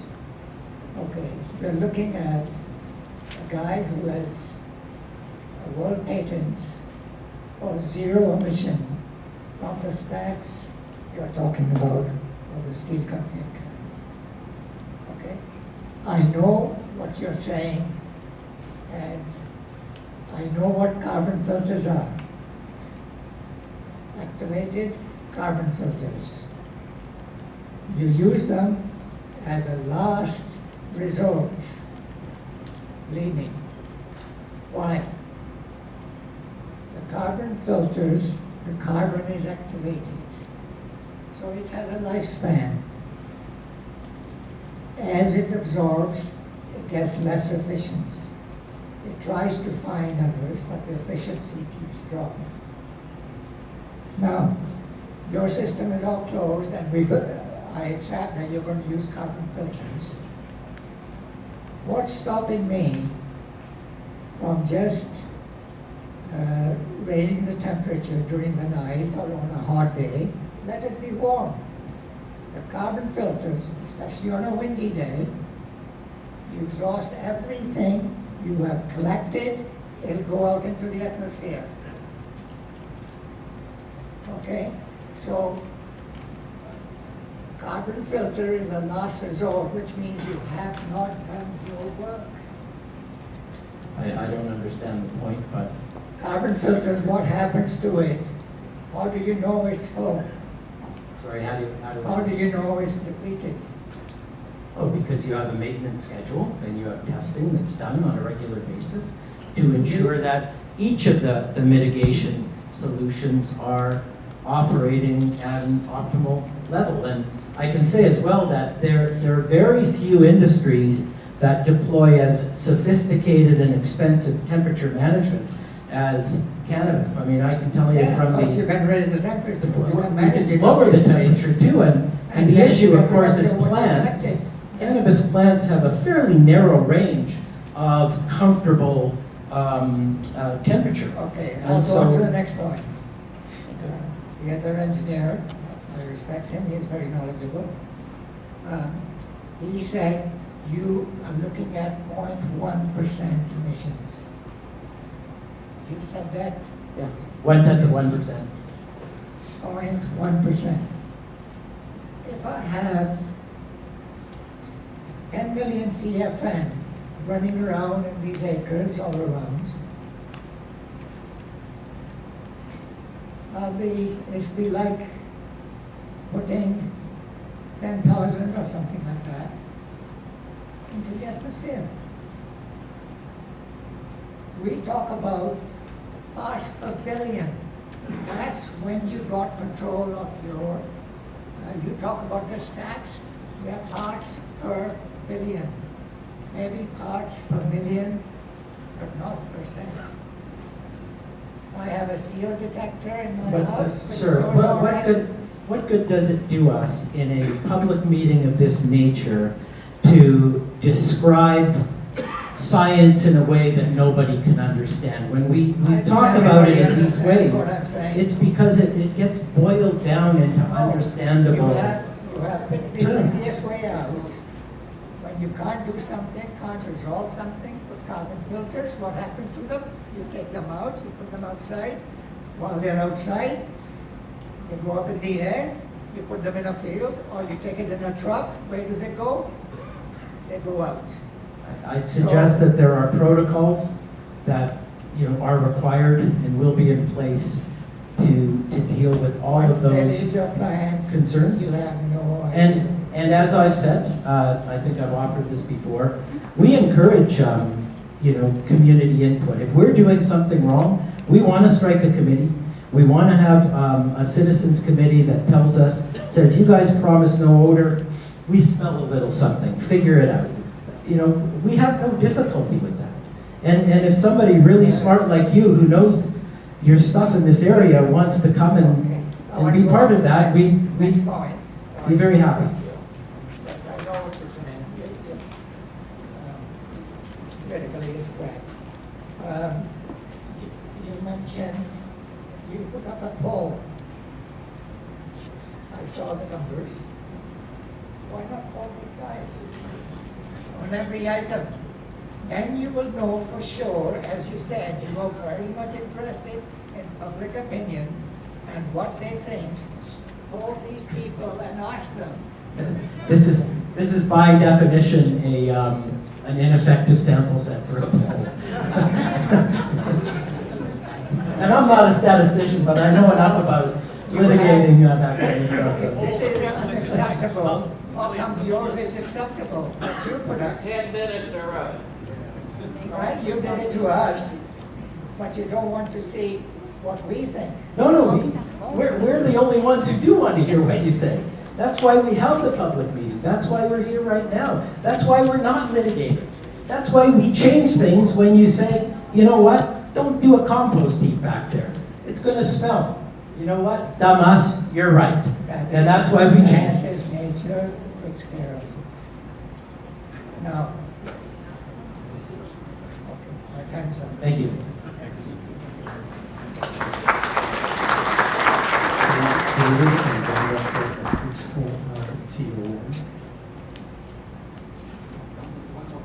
David and Brenda Burton, Horton, Balfour Street. Thank you. So we have a couple of questions. Thanks for coming out tonight. Oh, thank you. Number two, does Leviathan have any other production facilities presently? Not this week, but check with us next month. In Canada, is that correct? Okay, number two, water. Where are you sourcing your water? Well, effectively from the ponds that are on the property, for the most part. Will it be a well, for example? I guess we have the option to add a well. And in fact, there's one there already on site. I'm sorry. There's a well there already on site. That's where you would source your water? As a back, like the main goal is to source it from rainfall and collect the, as we said, the condensate drippings and all that. Also the runoff from the watering, we're collecting all that and retreating it. So we're trying to use as much surface water and facility water back into the process. Do you have any permits to draw water from the Ministry of Natural Resources? We're just on the onset of permitting right now. That existing well, should double check this, but one would assume that it has proper permitting with the cucumber production facility using that previously. In our neighborhood, we live in a rural neighborhood, and a greenhouse operation came in and received a permit to draw water. And every well in the neighborhood went dry within the first year. So drawing water, I don't know how much water you intend to use and what the whole master plan is, but I can assure you that from Balfour Street residents, that is a concern. Next. And of course, Let me just certainly. just comment briefly on that. I think I had a slide up earlier. The cucumber operation that was there was far more water intensive, and it found that the ponds that were on site were generally suitable. So we're going to be a fraction of what the cucumber farm drew in terms of water, especially with the technology we're going to be deploying. So I take your point, and we will look into that because it's really not our intent to, again, negatively impact our neighbors. Thank you. And lastly, for me, would be the financial benefit to the municipality, and in two ways. Number one, sewage. Again, I live out in the country and I have my septic tank, but my understanding is in a town, if you have 2 bathrooms and a kitchen, then you're using X amount of water and you're charged for discharging X amount of water. So, this isn't a question necessarily that you can answer, but a question I would have somewhere along the line. You're going to use the town septic system, or septic Sanitary, yes. So, is the septic system presently sufficient? That would be a question for you and the council to manage whatever discharge you're putting into it. Fair enough. And that is, I'll just continue now. Yeah, and I'll just say too that, to be fair, some of these questions are fairly technical. Just like we did at the open house, the ones we can't answer right off the top of our heads, we are noting, and we will post on our website the answers within a few days in accordance with the questions. So this is probably one that we're going to have to answer in the next couple of days. And part B to that question, if you could give me a ballpark idea of the financial benefit to the town, and I'll frame it in this manner. The slide said you expect to have 70 employees, and you estimated $4 million of Yeah, 60,000 per job. give or roughly take. 60,000 per job. About that. Now then, as a municipality, as a town, we do not benefit from federal tax nor provincial income tax. Our source of income is from property tax. And at this point, you are zoned agricultural, but I will make a comment that someone else ad-libbed that chickens farms smell. However, we can eat chickens. And we can't eat cannabis for the most part. Vegetarian. But you get my drift anyways. Yes. There is a distinction between cannabis agriculture zoning and chicken farming agricultural zoning. And the only other place I can see that revenue will be generated is from sewage, septic, because you're going to be drawing, you're not going to use town water. You're going to use the town septic. Well, you've got, And I'll just stop now. fair enough. But I will say, you've got permits, you've got spin-off effects, you've got people spending money in the community, hiring a local contractor, fix my house, paint my house, come and work at the property. But, I take your point. I mean, it's not a one-to-one relationship at all. We're going to spend $20 million initially getting this facility up and running. A lot of that is going to go into local trades hands and local contractors, the majority of it, but not all. My question is, with an expenditure of that magnitude, have you considered building a prototype and seeing, does this technology really eliminate odor? Like, this is a huge undertaking, and sometimes you need a little prototype to be able to prove, especially when you haven't used this technology ever before with this type of an operation. It's a big leap of faith you're expecting, and I understand, and I'm thrilled that you came out here tonight and gave us an overview of what the plan is. But as everyone here has, we are probably 4 kilometers away from the nearest operation, and we smell it on our farm, and loud and clear. And the light at times is eerie right into our windows, and we're 4 kilometers away. So the light and the smell is a problem. And I appreciate what you're saying, and I'm really thankful that you're talking about curtains and I believe that you're doing this in good faith, truly. But if there was a prototype to actually be able to prove that you can control this odor, I think that the problem and the pushback here would go away like a bad smell. Here's the problem, and I wish life were more perfect, but to build an operational prototype, we'd also have to get a license from Health Canada. We'd be subject to their entire time frame, and we'll be out of business. I mean, time is so critical. Yes, thank you. Time is so critical in this industry, and Canada has become a world leader.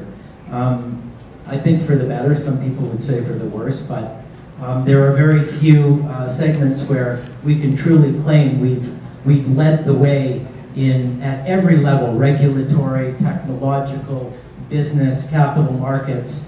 And so we are in the most competitive environment possible. And if we were to stop what we were doing, apply to Health Canada for a different kind of cultivation license for a prototype facility, put the prototype facility up, and then reapply here and everything else, I mean, we'd be passed in the runway. So, again, we're not Johnny-come-latelys in the sense that, we saw all these people growing cannabis in cheap facilities in Niagara, and it seemed like an easy place to come grow. It was just the opposite.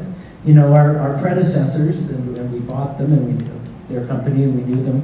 They'd been working here and got assurances in 2017, and funds were expended based on those implicit and explicit assurances, and timelines were developed. And I wish we could turn back the clock, but science moves quickly, and as Matt has said, it's not new technology, it's a new combination of technology, but it should be additive.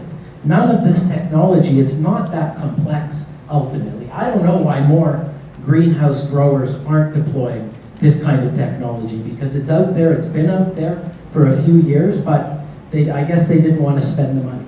But we've been prepared to spend the money from day one you know, to do this. But I guess in answer to your question, we don't think it's feasible to do a prototype. Claire Rosati, ROS 18I. So I'm one of the residents that I guess lives within 110 meters of the new facility. I'm actually right across the street from you. So I have a couple points and a couple questions. That's okay. So I just want to point to your poll and analysis. So you said that it was a random sampling of 7,000 people. But when you look at your response, the response rate was 277 to 279 people. When you look at your 40% of people that said yes, in terms of a positive response to you, that's 122 people. How many people live in Pelham? 70,000, right? So 122 people is hardly representative of the whole population.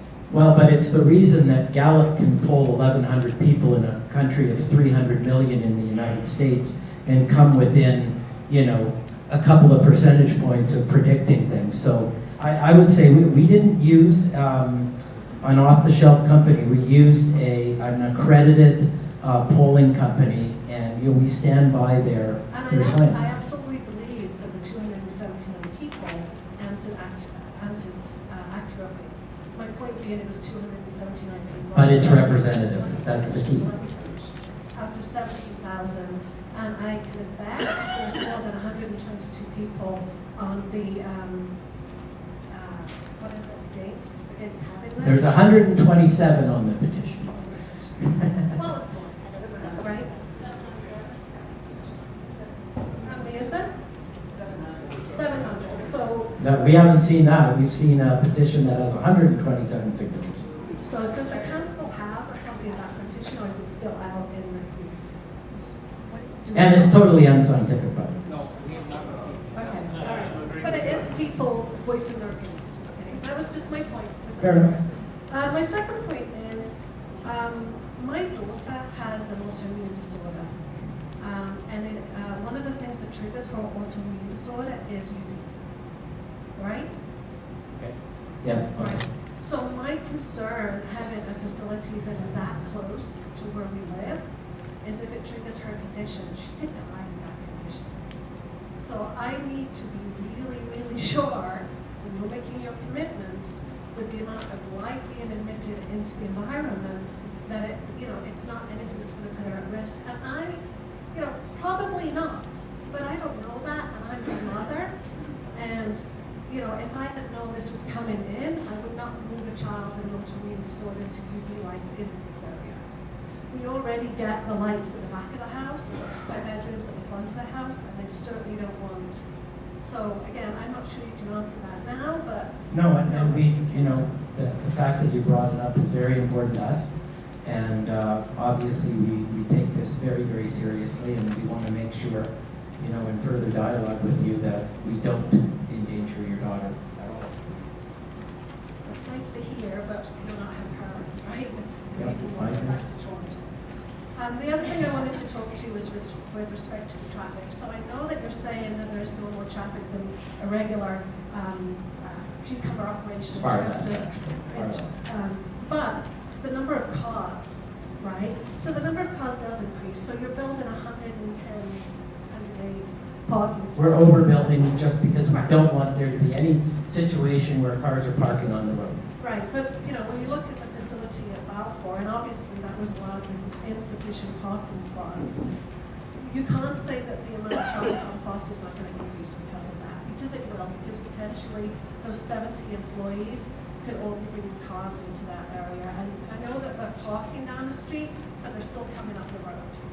The other thing that I've noticed with the facility on Foss Road, just so you are, is there's buses being brought in on a regular basis into that facility. That's extra traffic that's on Foss Road that I'm not sure that Foss Road was ever, you know, built for or allowed for. So that would be my concern. And then I guess the other point I would just like to kind of finish on is there's a reason the ICBL was put into place, I'm assuming. And I'm assuming that it wasn't to get votes, right? So I'm assuming that the council want to be able to take the time and understand what the impact is with the facilities that we currently have in Pelham, and whether we want to, as a community, increase and build into Pelham. So, you know, this gentleman said, actually gave conflicting information. On the one hand, he said, I didn't know that the ICBL was going to come into place. I don't know how one of the facilities got their additional plans in play. And then in the next breath, he said, we decided to not do it that way and take our time. So that's a little bit of Well, let me explain that. that's a little bit of a mismatch in communication. No, what we decided to do is, you know, when we acquired Woodstock, we could have jammed together we didn't know the ICBL was coming, but we could have jammed together a vented design, cookie cutter, like everybody else was doing, and that would have been ready in August, and we would have had our permit in and been sheltered, just like CanTrust, I guess, was sheltered by having their permit application in a couple of days before the ICBL was passed. So what I was trying to say is, no, we were purposely taking our time to develop something of that nature, as opposed to just doing what everybody else was doing in the community. So, I mean, I guess in my final point, I mean, it looks what you're recommending is far better than what's in place today. But I guess the point is, you know, the other two, for whatever reason, were allowed to be built the way that they've been built. This is a prototype. So, I mean, I guess what I would just like to say is this is probably, you know, the straw that breaks the camel's back in terms of the community being right here. And I guess what I would like to recommend to council is that you keep your ICBL in place, make your decision in the next 6 or 7 months in terms of how you want to proceed. And if at that point, you know, Pelham decides that they want to proceed with all cannabis operations, then these people can come back then.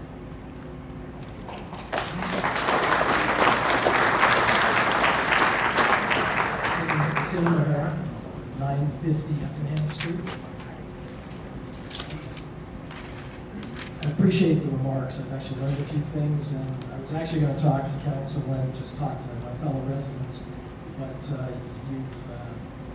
I'd like to get some order in place, I guess. Can you hear me okay? I guess I can try this one. You had talked about a bit earlier about the economics and about the fact that your company would be willing to pay their fair share to be in this town. And you even made reference to the fact that the community, the town council could go back and change zoning, for example, to industrial or something else to affect a suitable property tax. You're a lawyer, I think. Is that a legal opinion? In other words, I don't know. That's why I'm asking. In other words, can't we, for example, with the property on Balfour or the one on Foss Road, can we go back today and change their zoning? No, I don't think it's as easy as that. Okay. And, that's all I was after. Yeah, That was my first question. Yeah, fair enough. Right. I was simply expressing, I guess, the view that the taxation issue is understandably an irritant for towns like Pelham, and again, we empathize, but we're not the author of that. And in fact, we're not a proponent of, you know, the current tax rate. And we'll gladly abide by whatever is imposed. I appreciate that. But the point you'd make in the answer you just gave was that if you were to get this exemption today, it would be an agriculturally based property. And that's what it's zoned right now. And what you just told me was after the town has a chance to deal with potential zoning amendments, in your opinion, they couldn't come back and change that on you afterwards. No, I don't say that. I believe there are processes, but you've got different levels of government, and that's the issue. The province ultimately has the largest jurisdiction when it comes to setting tax rates and everything else. Okay. So it's very hard for a Sure. municipality to act all on its own to change the fundamental tax structure. With respect to the Health Canada application you made reference to, Yes. and the no objection, or this is a legal operation that I just learned of this that the town granted on your behalf. Did the town grant to you, or has any time have you ever been given a commitment from the town that an interim control bylaw would never come into place? No. Okay. And do you agree that the interim control bylaw is a statute under the Planning Act that towns, that's there designed for towns, for residents who have concerns, especially when maybe they weren't aware of the concerns until a couple of your competitors were in the play? Do you agree that that's in the, because I'm just learning, I'm new at this. So yes, it is certainly within the statute for a municipality to enact an ICBM. They have to do it on proper grounds. Appreciate that. Now, I'm not a lawyer, you are, but that seems to be, and this is just a non-lawyer opinion, but we don't have any concerns at all in terms of being sued. I mean, we can be sued, anybody can be sued, I've been sued. But in terms of grounds for being sued, I want to really pick up on your positive comments. I'd like to quote you, use the word shepherding, but I think this is something the town and planning department needs to shepherd the businesses in our community. And you spoke of community council. If they have concerns, I'm thrilled to hear your concerns for that, because that's my understanding of the Cannabis Advisory Council that is being considered right now. And with that, I'm going to redirect my remarks this way. My name is Tim O'Hara. Many of you know me. I've been a resident in Pelham for over 25 years, along with my large extended family who lives here. I'm also a businessman in town, a local businessman like yourself, so believe me, I appreciate the position you're in. We started with nothing in this town, so I very much appreciate the position you're in. So I'm the present CEO of Accipiter, a business, and we've grown here. We've grown here by being good neighbors and by working with our town. If I put up a flagpole, I have to have a public meeting. And so I really appreciate the fact that you're going out of the box right now with respect to your peers in this industry, but you can appreciate why maybe that isn't having such an impression, because I put up a flagpole, I need to go through this process. You put up a very profitable industrial facility, and you're the exception. So I appreciate your exception. I'd like to provide a local business person's perspective to the mayor and to council and to residents with respect to the proposed amendment to the interim control bylaw regarding cannabis-related uses. Businesses are, and I know my colleague here agrees, businesses are and should be regulated within reason to ensure that they do not negatively impact residents, the town, and other local businesses, and here's the key, in an unequitable fashion. So we're on the same side here in terms of finding equity for businesses to thrive.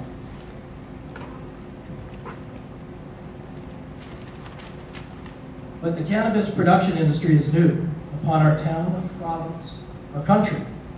And there can be no doubt that our town, which has the obligation and the authority to regulate, has been caught off guard with respect to this cannabis producers here.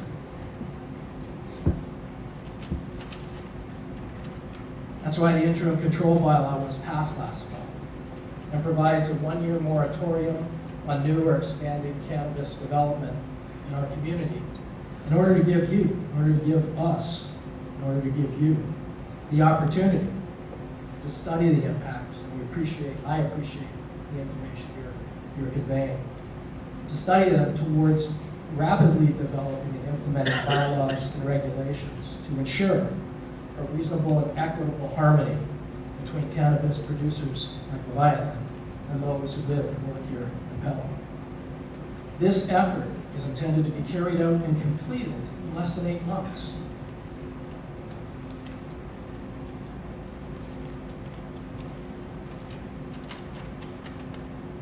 I believe that Council has already directed staff on February 4th to develop the terms of reference for a new Cannabis Advisory Committee. And it's intended to be brought back to this Council for consideration on March 18th. The committee, I understand, will then be formed and will be able to quickly study, develop, and recommend appropriate bylaws and regulations. Am I correct on that? That's my understanding. In light of the above, it just seems to me that we've got the cart before the horse. We Why would actually we- may have why- been the. I'd like to finish my remarks. Yeah, no, fair enough. I was just making it up. Why would we approve an exemption to the moratorium on cannabis development before we complete the important work that you have set out to do?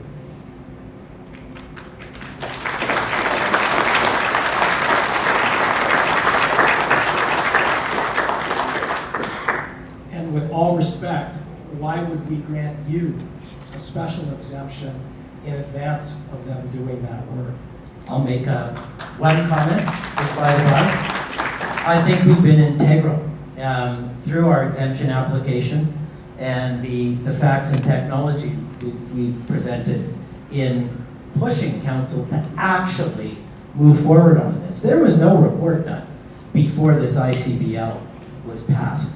That's very flawed. There was no work done after the ICBL was passed. It's only as we came forward and pushed forward and says, this is wrong, this is unfair to us, this is what we're doing, have we seen council move forward. You're welcome. I'm just joking. Yeah, well, certainly any part you can bring to bear, in my opinion, in terms of guidance on the committee's work, I think is great.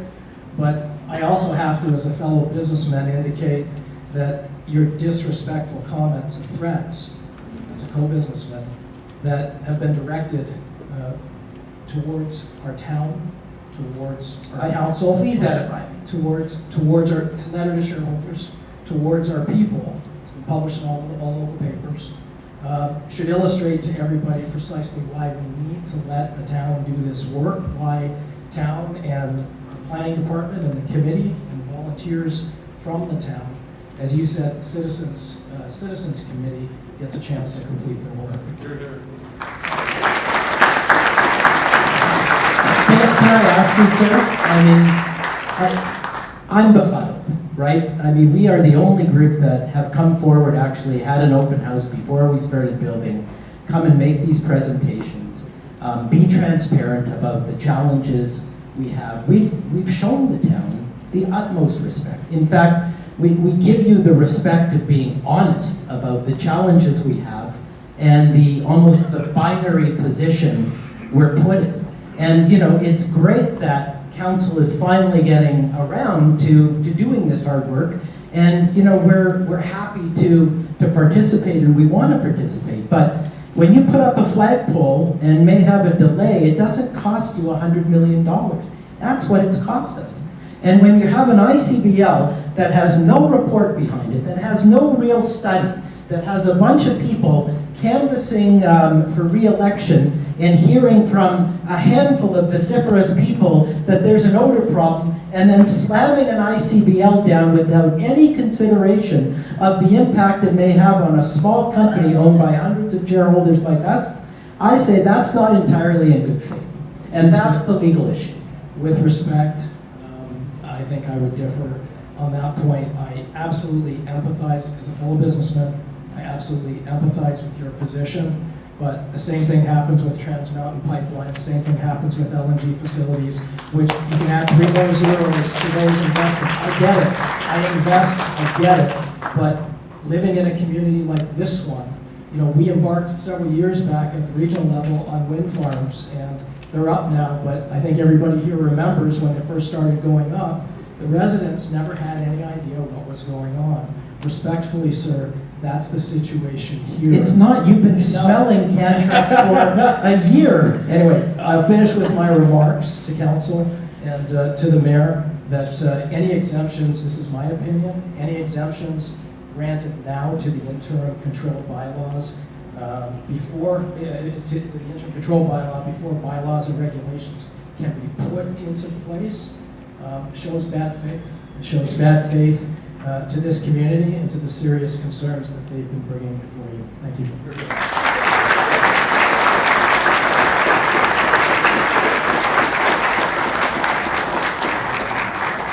So before I go back to the people, I got to take exception to the presenter making it sound as if this presentation is what's sparked council to start taking action here. As everyone here knows, we were a brand new council. We had a budget to do. We had to decide on retail cannabis. So we realized, as every serious person here, that the clock is ticking. It's October the 15th. And believe me, once we get this committee established, the wheels will get rolling and everyone will have to say. We're hoping to have a very knowledgeable committee get together. And again, I resent the fact that you made it sound as if you guys are pushing the committee. If it's a coincidence, it's a coincidence, I guess. But Mayor Junkin, there was no report done before the ICBL was passed, and it's been months since the ICBL was passed, and this is just the first time that any formal action has been taken. And that's a long time when it's destroying a company and the livelihood of dozens of people. My name is Sandy Jeffs. I live on Foss Road, halfway between where you'll be and where Redican is. And I've heard concerns about the residents that live near across the street from where you're located. And my concern is not the odor, not the smell, the lights. It is the presence of you so close to all these other homes. And Canada is a big place. And if I were going to buy a home or a piece of property to build a home, I would do survey and make sure I can get a building permit for what I'm going to do. And We did. okay. Most of us were not aware that any of these cannabis facilities were going to go anywhere near the town until they were already in the process. And therefore, we're complaining about the housing movement. But what about our town's infrastructure? And you mentioned going onto our sewer line. In 2016, there was a Niagara Region Master Servicing Plan, and it showed that the Foss Road pumping station had a deficit, and the trunk sewer line was approaching its maximum back in 2016. Last week, I was in a budget meeting, and both those have been delayed due to lack of funds, and you just said you're going to connect to it without any site plan agreement. If there's an Oak Haven subdivision going in Fenwick and East Subdivision, and they've been having to do all kinds of site plan agreements with the town. And I think your company should have site plan agreements, and that is one reason why we're having this bylaw put in place. Another thing is the federal government requires high security because of this drug being sought after by a lot of people. They require 10-foot high fences, I understand, cameras around the whole property inside and out, 2 years of video retention, vaults to store your dried cannabis before it's shipped out. I understand some of the security for the vaults has been downsized as to what they need. Staff has to be checked when they go in and out of the facility. So is this a facility we want near our children on Foss Road? I understand there's something like 30 children on that street area. Niagara Regional Police on January 17th stated, it should be noted that organized crime exists in Ontario and it has an effect on public safety and the economy of the province through criminal ventures. The infiltration of organized crime into the legal marketplace and diversion of cannabis to illicit markets should be a concern to everyone. And I question why they would have put that. That was just January of this year. So I just think a facility should be in an industrial area away from residential, not on a street with many children. During the survey in the last couple of weeks, many residents have said they are even thinking of moving from the town because of this. Also in Leamington with the sewage, they are looking at spending $80 million on their sewer line because they don't have the tax base. They are looking to the federal and provincial governments to help them.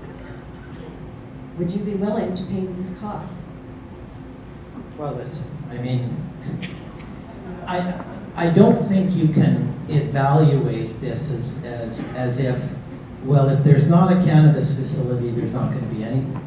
What you have to do is compare it to what else might be there. But- If there were a cucumber facility, it'd be far more stressful on the town's infrastructure. What I'm getting at is subdivision, or if I go to put something in at my house, I have to get site plan clearance. No, we're prevented from That's submitting why I like anything. the way Of it's- course we're going to have a site plan, but we aren't allowed to submit it right now. It's ready. There's a moratorium. My name is Donna Huxley, Huxley.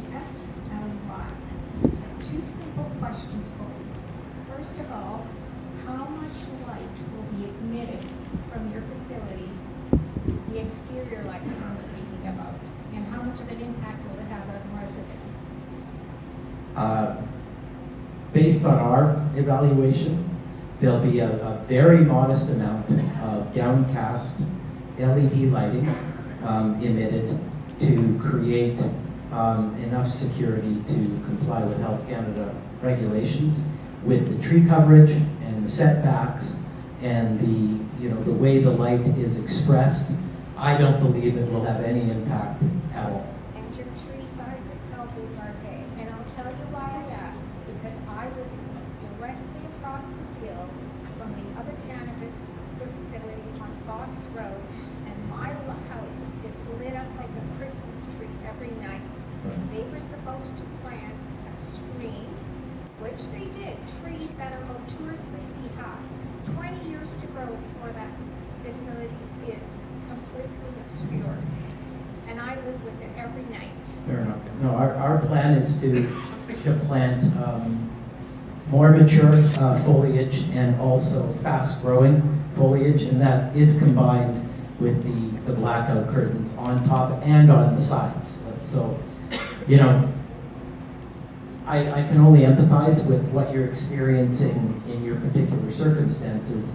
I do believe that we're mitigating that effect. You also indicated that the real estate values rose in Smith Falls when your a cannabis facility went up there. Well, I had a real estate agent call because we've only been in our home for 2.5 years, and we spent thousands of dollars updating it. We're now planning to sell. We had an agent call. People wanted to know about the impact of the facility, and I had to tell them the truth. Thank you, but no thank you, we're not interested. So now you are no longer able to move. And my question is for the council, what are we going to do about Foss Road and the lighting that's being emitted from that facility every night? And the odor in the morning, especially in the morning. Okay, sorry. So this is why the ICB is in place. This is what we're having a committee, which is going to be filled with experts, going to set guidelines, and guidelines that are in place, if we don't think it's tough enough, we will pass bylaws to create tougher ones, and then we'll have to enforce them. Also, Foss Road, I understand, has also purchased property next door to them for expansion. So will that be happening, or will that be considered prior to October 15th or after October 15th? Barb, planning director. Thank you for that. I'm not aware of any expansion by Redican. They have not come to the town or talked to us about any expansions. They did purchase the land next door, though, I understand. I'm not aware of what they have purchased. I don't know. They don't come to the town when they're purchasing property. Well, I've heard that there has been an expansion in the works, or a planned expansion, and I'm just wondering if the town is aware of that. To date, we're not aware. We have seen no plans. They have not spoken to us about any expansions that they're doing on any additional properties that they may have acquired. If they're going to come in and apply, they would be subject to the same rules under the interim control bylaw, just like Leviathan is, until we have new rules in place, and then they would be subject to those. Well, Well, I don't believe they're complying to any of their bylaws. I have spoken to the bylaw officer on numerous occasions, as have other residents on our street, and we are still smelling odor. And I don't think, I did not sit out on my deck last year, except for two evenings, because of the light pollution and the smell. And it was very, very bad last summer. And summer's quickly approaching, and I'd like to know what is going to be done. And the bylaw officer indicated that there's not much they can do because this has been a government-approved facility. And that the hands are tied, the town's hands are tied. And that is certainly true to a certain extent. They are licensed by Health Canada. They've been working with the inspectors from Health Canada to improve their odor control. And I know that the Health Canada inspectors are down there on a monthly basis and trying to get them to comply. But from the town's perspective, we don't have any authority at this time to make them comply, because we do not have any kind of bylaws that regulate odor. So in other words, the residents in our area are in limbo until something is done by the government. And again, that is why the interim control bylaw was put in place, so that we can come up with appropriate requirements and regulations, and those are things that we're working on as we speak. Thank you. Thank you, everyone. Thank you.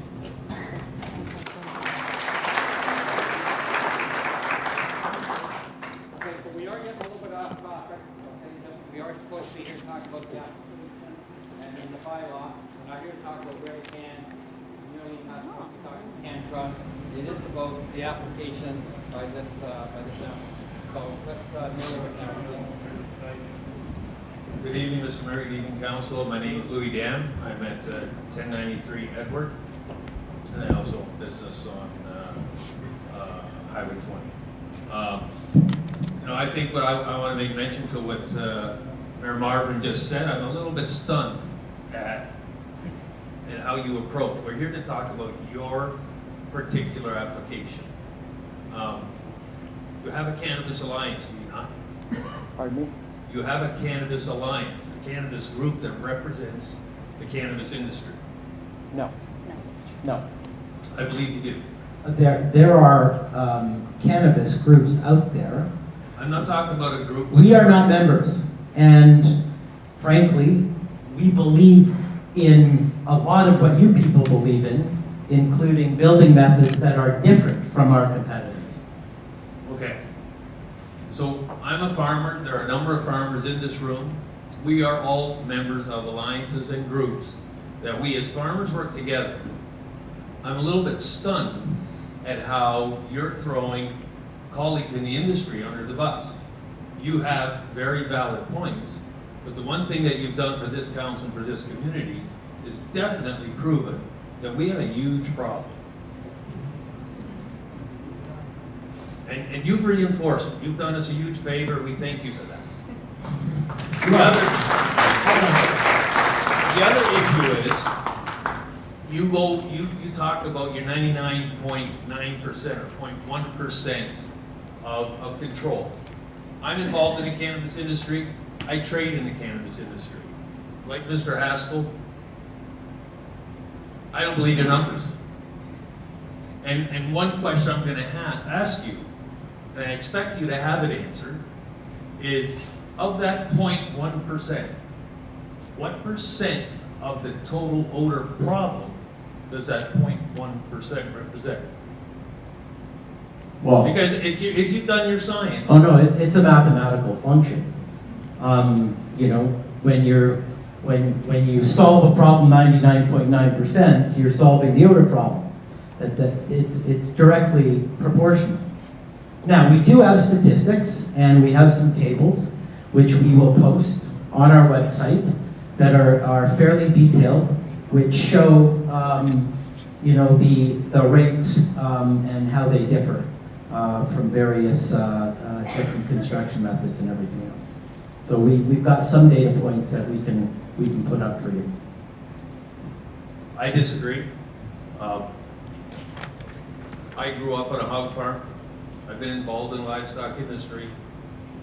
It is not a linear percentage graph as far as what percent of the VOCs produce the actual odor. Were you making the hogs in a sealed facility? I'm not going to get above your head, sir, because this is not an area you understand.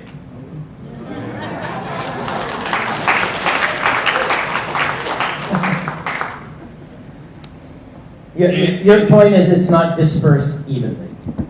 My point is your math is not correct. Okay. Math is getting down to the parts per million or parts per billion, Right. and knowing the actual terpenes, what family is actually causing the problem. So Leviathan has a huge opportunity here. If you want the blessing of the community, who is the council, and I believe this moratorium on investigating for a year was put in by the previous council, not this council. Yes.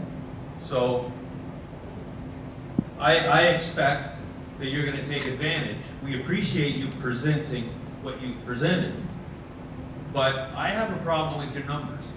When's the last time you've been to Leamington? Personally, not for a while. Okay. Why did you go by Ryerson's numbers? They have no input or there's no connection between Ryerson and Leamington. The smartest people in Leamington was not a community. It was voted 3 years ago as the best place in Canada to live. There was no financial suffering in Leamington whatsoever. The cannabis industry did not ride to the rescue in Leamington. The only thing the cannabis industry rose to in Leamington was all the growers that had old, dilapidated facilities and were dying to sell them to somebody that would give them a number that was stupid enough to give to them. And that's what happened. You travel up Highway 77, and Highway 77 is 3/4 of the way to the 401, full of greenhouses. One of them is a cannabis facility. It's the vegetable industry that is driving Leamington. Leamington is on a mad expansion in vegetables. Yes, there are some cannabis investors there, but that is not the majority. And I'm sorry, sir, when you say the cannabis industry rescued Leamington, No, we just quoted the Niagara Independent.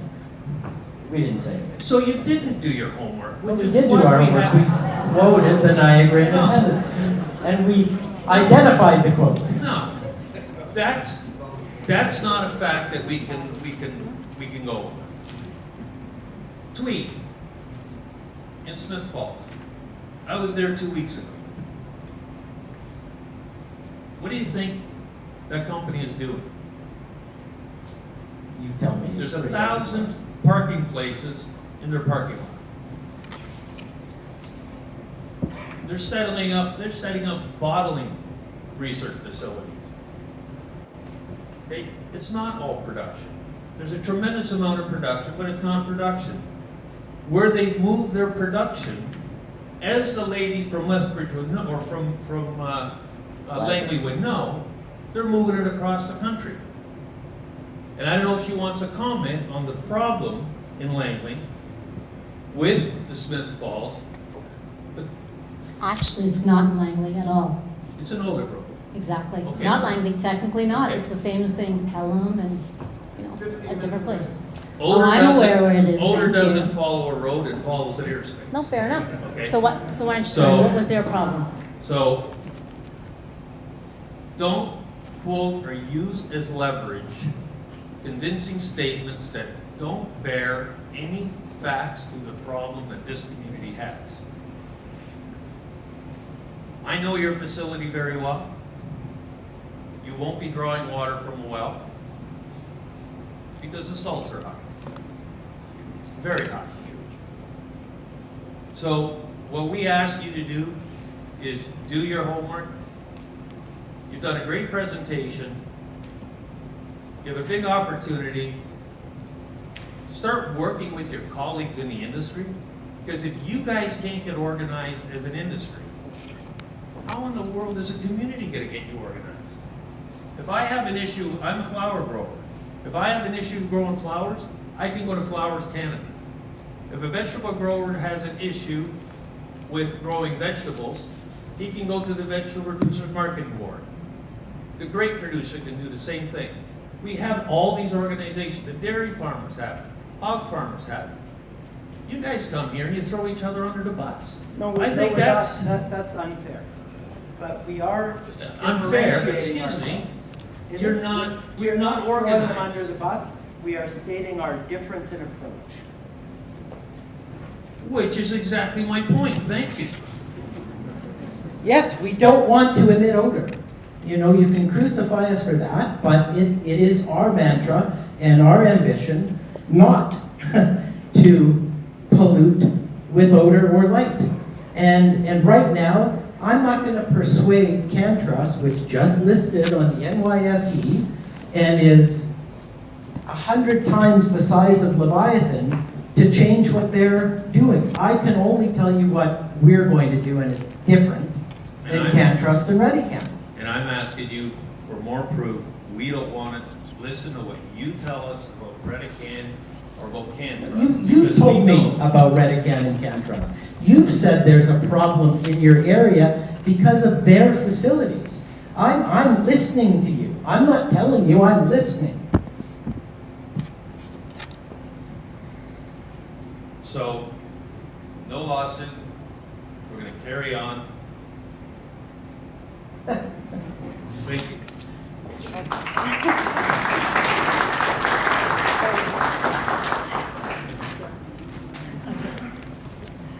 Good evening, Dave Van Hessling. I live 1367 Balfour Street. K-L-Y-N, the right small. There's more. Hessellink. And I live about 40 feet from CanTrust. And I was just wondering if you could give me a little bit of your insight for your facility on the Health Canada regulations for odor emissions. Is there a number that goes along with that? No, I'm not aware of one. I don't think there is at the present time. I think, as articulated earlier, I think that's one of the things that's on the agenda, is to pass new regulations federally that add that to the Health Canada requirements, but there aren't any right now. And what about the light emissions from your security lights? Is there a kilojoules rating for how bright, how intense those lights need to be? No, and you know, the proof is you've got, again, licensed facilities, not throwing anybody under the bus, but you've got licensed facilities in the area that are compliant, that are emitting a lot of light. Okay. You've also mentioned that you've received in letters of intent pre-2017 from the town. And one of my biggest problems with the cannabis industry is they were initially zoned pharmaceutical. And I think there was a big error of the town in not stopping these operations while they were zoned pharmaceutical. And since they have been changed to agricultural, once that became known. So my question would be, when was it changed from pharmaceutical to agricultural? Because if that was after 2017, I think the town erred in giving permission on that farm. I can't give you specifics, and I don't want to misstate what Pelham provided in the context of our Health Canada application as well. I mean, it's basically a consensus and an established fact, at least for regulatory purposes, that cannabis cultivation is considered an agricultural endeavor. And when you go to apply to Health Canada, you are required to demonstrate that the property you intend to use to cultivate is compliant in the location, and they need some kind of positive certification from the municipality saying, yes, this property is zoned appropriately for the use that this company is applying to use it for. So what the planning department does, as a matter of course, is it looks at the application and they say, yes, this area that they're going to, or that they want to use to cultivate cannabis is zoned appropriately for that use. So that's what we get, or got, from the town of Pelham as part of the application to Health Canada. And that was prior to your purchase of the property? Yeah, well, the previous owner, Woodstock Biomed, received that, yes, and completed its application and got a, what's called, I guess, colloquially, more certificate of readiness, which is basically your plans are accepted, tell us when the facility is built, and we'll manage the inspection. It's now done, as you probably know, by video, for the most part. So that's what happened. And then we acquired the property, the company that owned the property, in reliance on all of those facts. And those are all transferable? For the most part, I mean, there are some complications with the responsible parties, and they generally need to stay the same, or, it's less complicated now. But yes, it's transferable, but you still have to be in compliance. You have to have, security cleared people on the application, who remain on the application, who are vetted by Health Canada, and you have to be in compliance with your own application to Health Canada after the transaction. Like, so what, to the point of my question, when does a cannabis license apply to the property? So it applies at the point in time that you make the application. Initially, you apply in relation to an address, a property, and you submit plans for that particular property which meet Health Canada's requirements. And they give you effectively a preliminary approval saying, yes, those plans are acceptable, yes, your security plan works, yes, you're in compliance with local zoning, etc., etc. You get a cultivation license when you built your facility, and it's inspected by Health Canada. So if you don't own the property and the building's not there, cannabis license cannot be applied to that property? No, you can lease a property, you don't have to own it. You do have to have some kind of binding contractual obligation in relation to a tenancy on the property. And I mean, as you probably know now, you're entitled to grow outdoor, or apply for a license to grow outdoor. You don't need a structure per se. You could just plant a field of cannabis subject to Health Canada saying yes. You still would have to secure the property with a perimeter fence, but you don't need a building per se anymore to cultivate cannabis.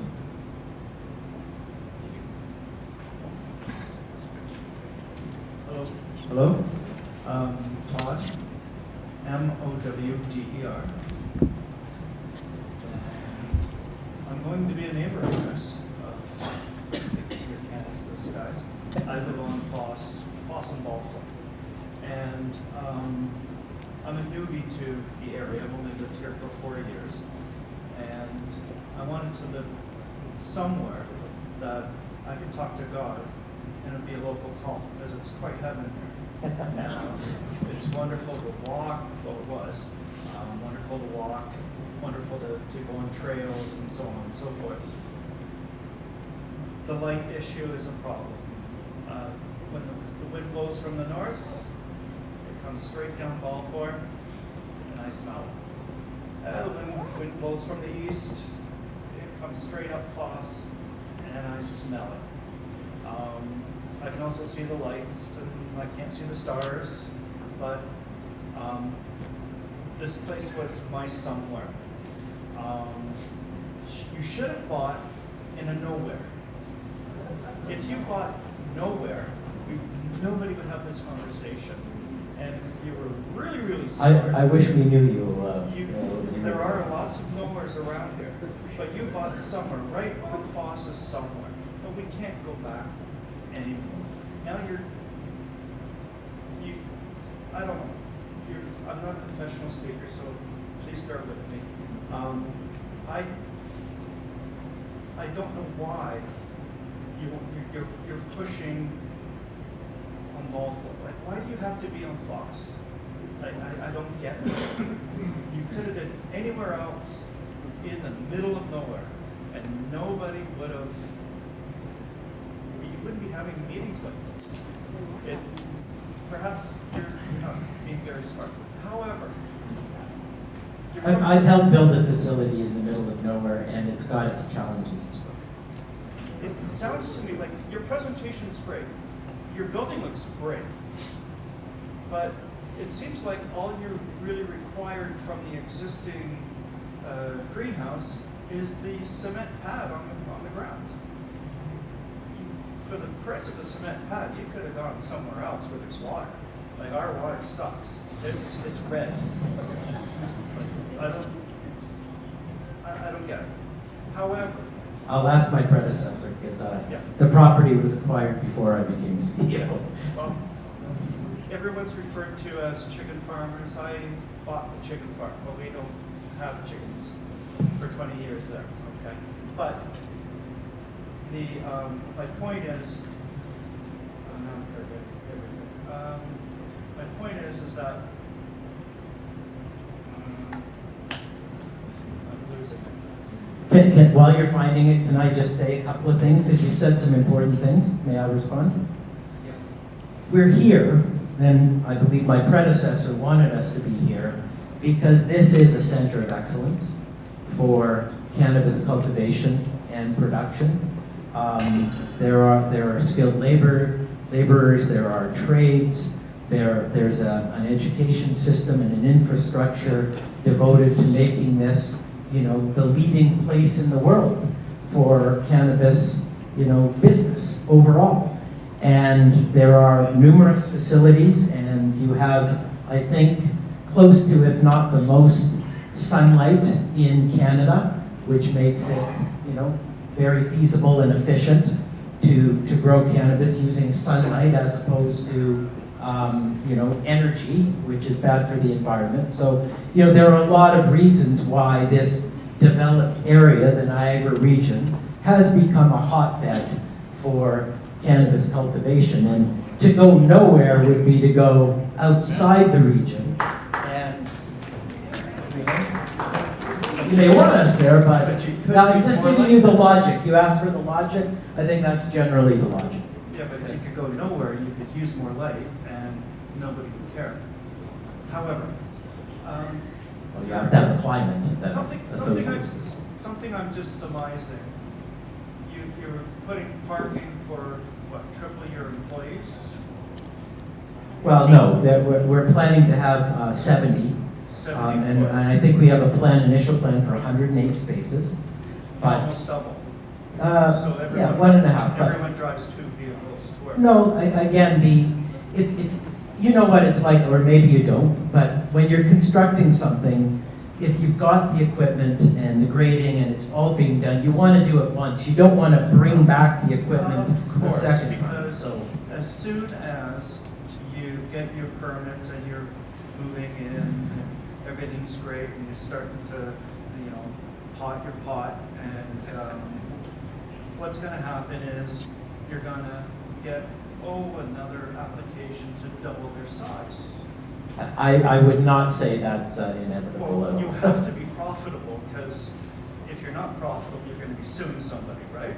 So you have to be profitable, and if nobody else is filtering the air, and I commend you for wanting to filter the air and everything, that's great, but if you have to be profitable and you're not being profitable and responsible to your shareholders, you're going to have to cut some corners. And most likely, the corners cut are, well, I have to increase production because of cost per thousand and all that kind of stuff, economies of scale. I get that. But you're going to cut the corners where it's going to cost you the most. And where it costs you the most is most likely your filtration system, because it sounds aggressive. And it sounds good. It sounds like something that they may do in Holland. But maybe not here, I don't know, like. the And that's a experience is- pessimistic view of human nature. the I tend to be more experience is- optimistic, but. The experience is what we already have in those operations. And I don't know how many operations we have here now. I hear there's seven pot houses? There's 3, and they're gonna be number 4? 3 legal ones. Okay, understood. But I don't know, like, I drive up and down Foss, and I have to move over for this huge blue bus. Now, that huge blue bus apparently is associated with the pot growing down on Foss and Pelham. But I'm in their way. Like, this is crazy. That road's not made for it. I don't know if Foss is made for another 70 cars coming in, and plus all the cube vans and the water feed trucks that are going to have to come over and things like that. But I'm also not against developing. And it sounds good. I don't know if it's going to maintain being good. If they're not profitable, most likely they're going to have to cut some corners. If they don't cut the corners and they stay to their integrity and they're going to do what they're going to do, they're going to go to business. And if they go to business, the other pot growers are going to go in there and they're going to vent their systems. And we're going to be smelling it from everywhere. And maybe I should put chickens back in there. People will enjoy that smell. And they could mix and skunk and chicken could be pleasurable. But, you know, that's just me.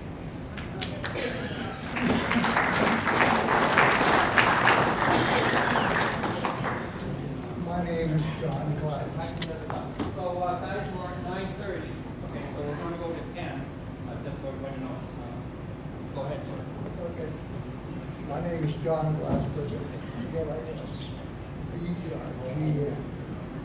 I have lived on Foss Road since 1953, right in front of the proposed site. I really don't have a problem with what you have presented. The only problem I have with what you have presented is something that has not been proven.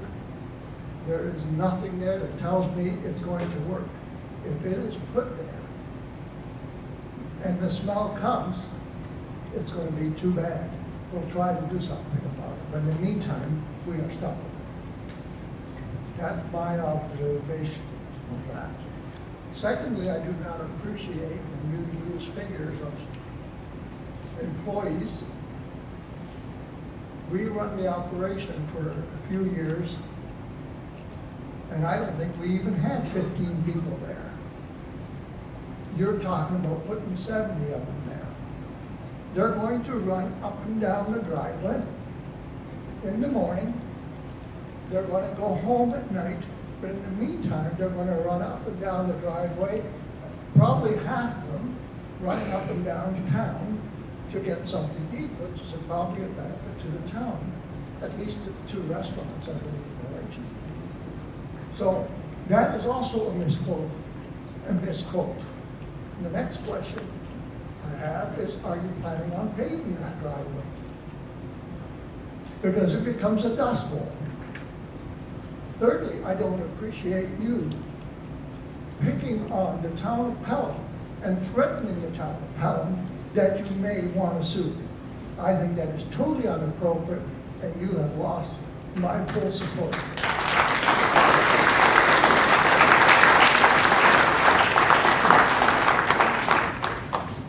I'm actually on the list of people I submitted my presentation, and so I saw I thought the one was at the end, so I'm Valerie.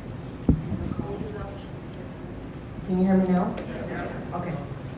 I have written this out, so I'm going to read it. I sort of tweaked it a bit as I've listened through the evening, so I'm hoping I can follow my own notes. I'm not an expert in technicalities regarding filtration systems, nor do I possess extensive knowledge of all the workings of the law. However, As a resident of Fenwick, and should Leviathan be successful in its endeavor to start up a new cannabis production facility on Foss Road, my husband and I will be living in one of the closest homes to that facility. Had we known just over 2 years ago when we bought our house that this was in the works, we would not have purchased the property that we did. Up until this situation came about, we were quite happy living where we are. Having a cannabis production facility almost next door could change that quite significantly.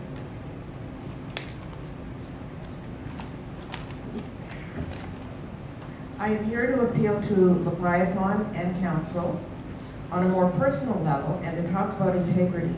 I'm quite certain that this company has heard the message loud and clear from the community that they are not welcome here.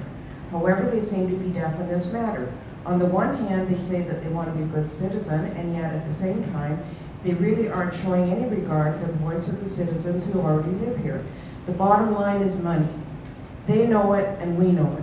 They're concerned about their shareholders, and so they should be. Let me ask how it is that they think we are supposed to trust them when they call our bylaw offensive, and then threaten to start litigation against the town. It's not exactly a great way to introduce themselves to what they think is going to be their new community. We as citizens have very valid reasons for not wanting any more cannabis facilities in our town. I believe that they can understand our concerns, but are primarily concerned about their own gain. Again, money is the bottom line. Are they prepared to reimburse us for the loss of property value? At the last meeting, they made the ridiculous statement that our property values would actually increase.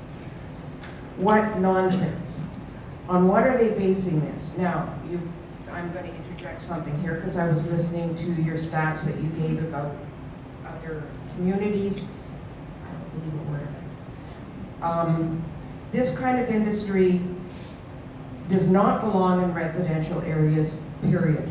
The increase in traffic in our very quiet neighborhood will have a huge impact. Okay, others have talked about traffic and you've said it's not going to be an issue. That's nonsense. You're talking about up to 70 employees. Of course it will be an issue. It's going to be much different than what it is now. They want to take advantage of the lower agricultural tax rate and the lower cost of electricity by being located in a more populated area. Where they belong is out in very rural land where they aren't bothering anybody. They're hoping to cash in on the opportunity to make millions and don't care that they're doing this on the backs of the residents who are paying a much higher rate of property tax than they would pay, while at the same time losing value in our own property. Can they justify this? This community is sending a loud message, and it is that we do not want you here, and yet we don't want them here, and yet their greed makes them continue to push harder and try to get an exemption from a very valid bylaw that was put in place to protect the town that they don't seem to care about. I'm sorry if I'm not seeing integrity in this company or the individuals who are in high positions and poised to make millions if it weren't for some pesky, unimportant residents who lived here long before they came along. So I am trying to appeal to their sense of fairness and caring. They tell us that they will be different than the other facilities and yet have no proven record of this. We're just to believe them and be guinea pigs in this great experiment. They can promise the moon to us, but can they deliver? This is a new venture. It's not like there is a track record of great success for 20 years or even 5 years. I suggest that they go somewhere far, far away and then come back and report to us when they have all the glitches worked out, and there will be glitches. There always are. I would ask Leviathan to please have a heart and get the dollar signs out of their eyes and think about what the residents of this lovely community really want and why we are putting roadblocks in their way. They can go ahead and try to sue the town. They are saying more about their own integrity than anything. All the more reason not to trust them.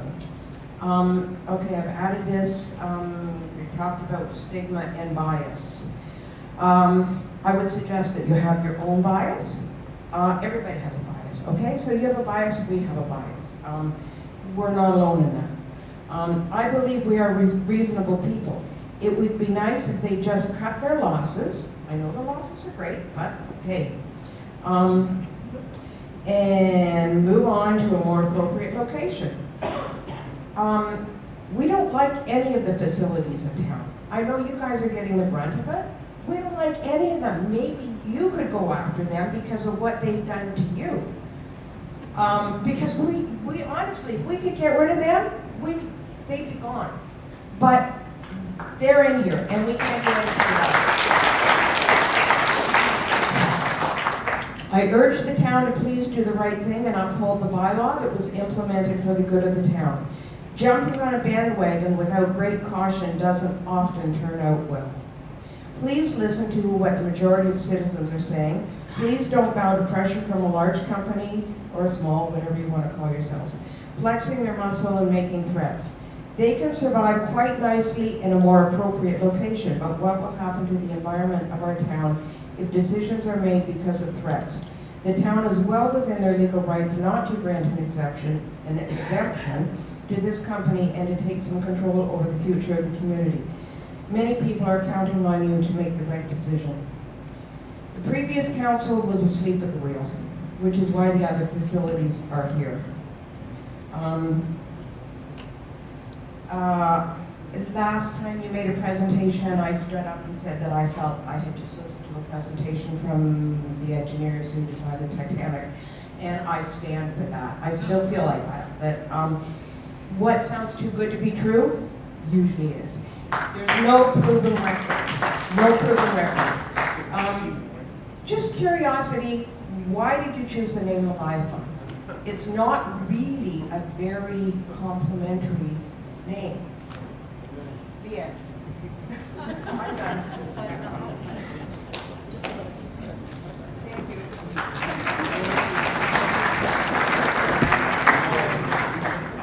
My name is Roger Robert, R-O-B-E-R-T.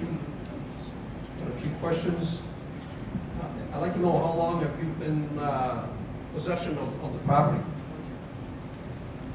Well, we completed the Woodstock acquisition May 24th, 2018. Have you talked to all the neighbors around? Company talked to any of the neighbors around? What was going on? A number of our colleagues have done, yes. Rennie Bidenow, who remains with the company and was the founder of Woodstock, was in regular communications, and Paul Gree as well, our lead engineer, has made a lot of efforts to speak with local people and neighbors. Well, I got a little problem with that. I live on 755 Church Street, which butts into your property. Nobody's been talking to me. This summer, somebody from your side of the property came in and a bush hog for 4 feet, which I don't care, a shrub and everything all along my property, right? Which I don't care, right? I got no problem with that. But my biggest problem is nobody's come and talk to me if it's okay, yeah, okay, we're gonna come and instruct you. Well, we apologize for that. All right, like I got no problem with that, you come over. Fair enough. Right? I got no problem with that. We're sorry for that, and somebody should have spoken. Yeah, like I say, my biggest thing, if you want to be good neighbors, you should talk to neighbors. I got quite a few neighbors up down the road. I've been there for 35 years. When they put that big, what you see that pond there, that's 4 times as big as what it originally was. All right, and it's 4 feet above my property. And that time, I talked to the town, say, how come they're letting them put this pond that high up? They said, well, that's 8 feet, right? I can't blame you. My biggest thing is, I want to make sure that you're a good neighbor to me. Because if you're not a good neighbor to me, then I won't be a good neighbor to you.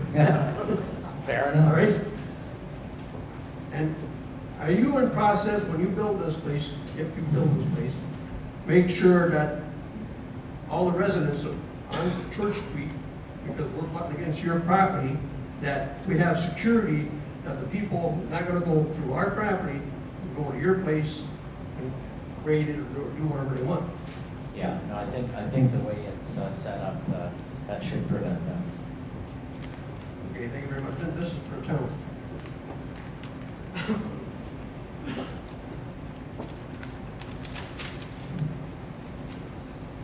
Like I say, I lived on Church Street for 35 years.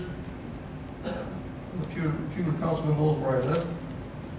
Well, 10 years ago, all the citizens, Church Street, Sumner, Chandler, we all had to fight to get on Church Street. We had the greenhouse and what up on 425 Church Street. They brought in paper product that was toxic. We had to fight to get that removed. Now, then after that, you remove that, then not the owner that's there now, the previous one. Then they brought in wood, pile it all up for a burn. They figured they're gonna stop noise from coming in, which is wrong. We had to fight again to get them to remove that, because it was an eyesore. And the people I know, the people here that live right across the road from the greenhouse, the same thing. Now, we're asking citizens here, or asking for the council to make sure that we're tired of fighting stuff that we don't have to fight. We should be fighting for it. We should be re-elected to the council to fight for us. So we gotta make sure that anything goes wrong, like I agree what he's doing. He's gonna do something like really elaborate. Okay, but as long as they can prove to us that it's gonna be, we're okay. But we're asking the council to make sure that they come up, make sure they have their everything, paperwork and everything, that they comply by our laws. That's what we make sure our council will do. So thank you very much.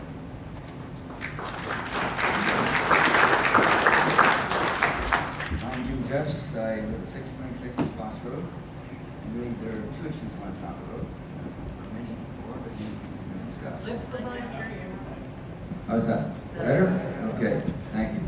Anyway, the first is really the comment you made about the survey. So I'm sure you will say that if you go around and knock on people's doors, it's not a legitimate survey, but that's exactly what we did.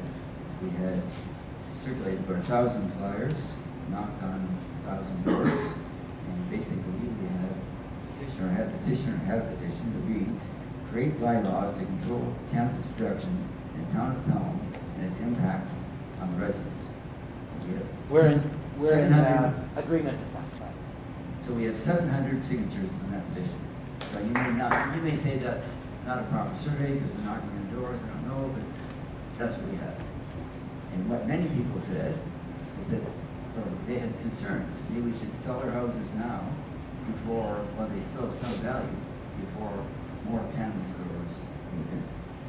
Now, I've heard your presentation. You talked about light and smell, but that's not really that's one of our concerns, or two of our concerns, but it's more than that, and that's traffic. And you indicated that traffic, they've got 108, room for 108 vehicles, so traffic should be a big problem. But right now, as a matter of fact, for years, Foss Road has had too much traffic.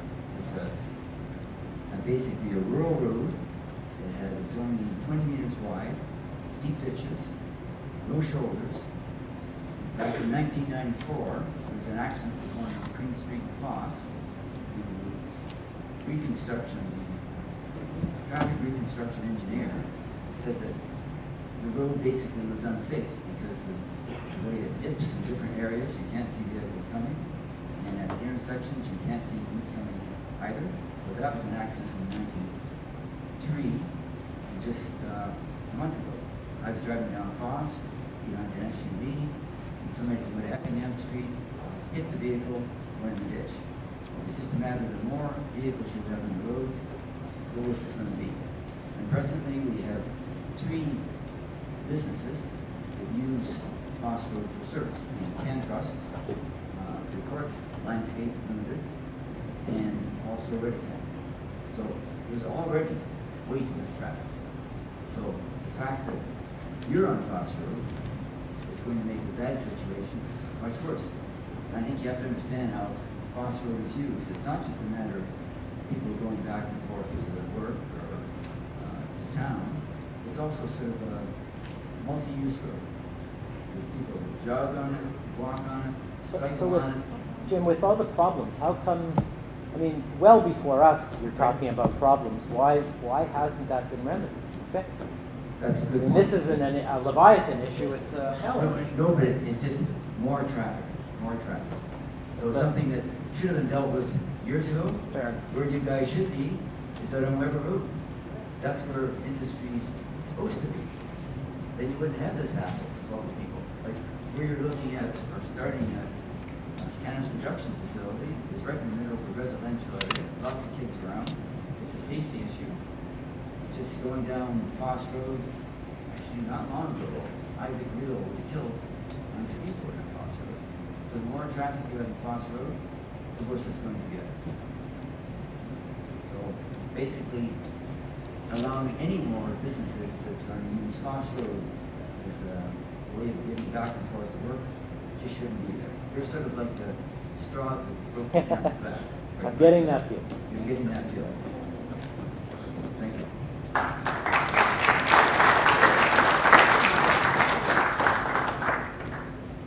My name is Eva Brown. I'm at 17 Fillmore Boulevard, the new Lookout subdivision.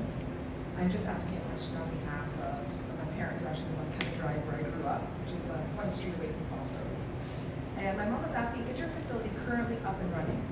Since you purchased it from Woodstock, are you currently up and running now? No. Okay, so if you do not get the pass on this bylaw, will you reinvigorate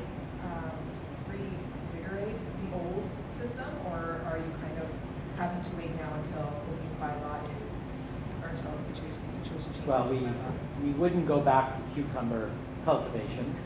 In fact, most of that operational stuff has been disassembled and removed from the property. You know, there's 30 acres there, and I guess, you know, you could plant a crop. It's an agricultural area. But you can't reinvigorate the old method. The reason why I'm asking this is I'm wondering if this is a improvement on a bad situation, so putting, or whether this is rebuilding a potential bad situation if you cannot figure out the noise pollution, the light pollution and the smell. So you would be basically essentially getting the water until you could get through, essentially. Okay. I would say so, yeah.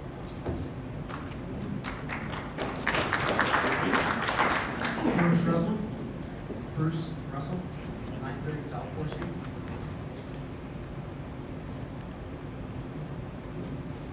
Hello. Hello. I have a concern about my property value. Okay. When I look at real estate ads, I don't ever see anyone advertising across the street from a cannabis property. You say it's going to be worth more, but I don't see people arguing that live across the street from a cannabis factory. Also, too, is that like the smell, everything like that. Like, I pay huge property tax here, and if my property value goes down, is the town willing to reduce my property tax bill because my value is not going down?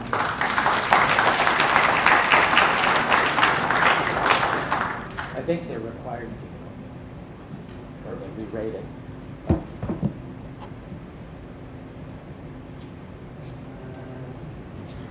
And also too, you said that you got the place with a clean bill of health, that you got a health certificate, but then when you looked, you found that there was all kinds of stuff leaching into the ground.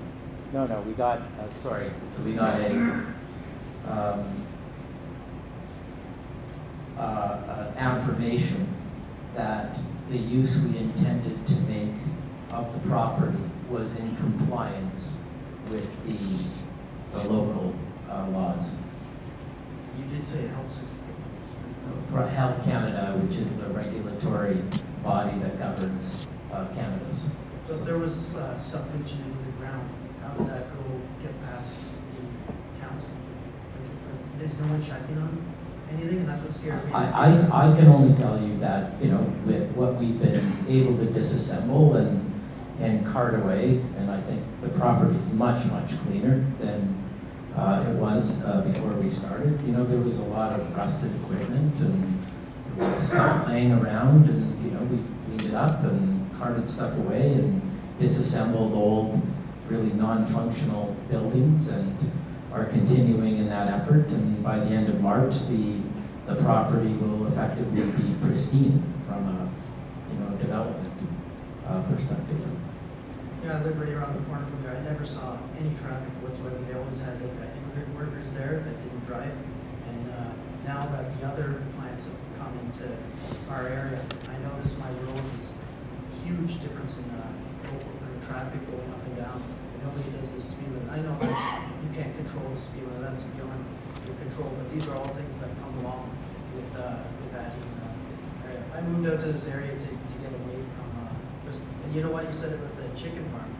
I grew up across the street from a chicken farm. Well, when my parents bought that property, the chicken farm was there, and they got a hell of a deal on it because it was cheap. And you know what?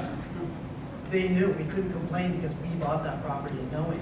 I didn't buy out here with a marijuana farm. I don't like the smell of it. I don't like the light. I hope you're right that yours is good.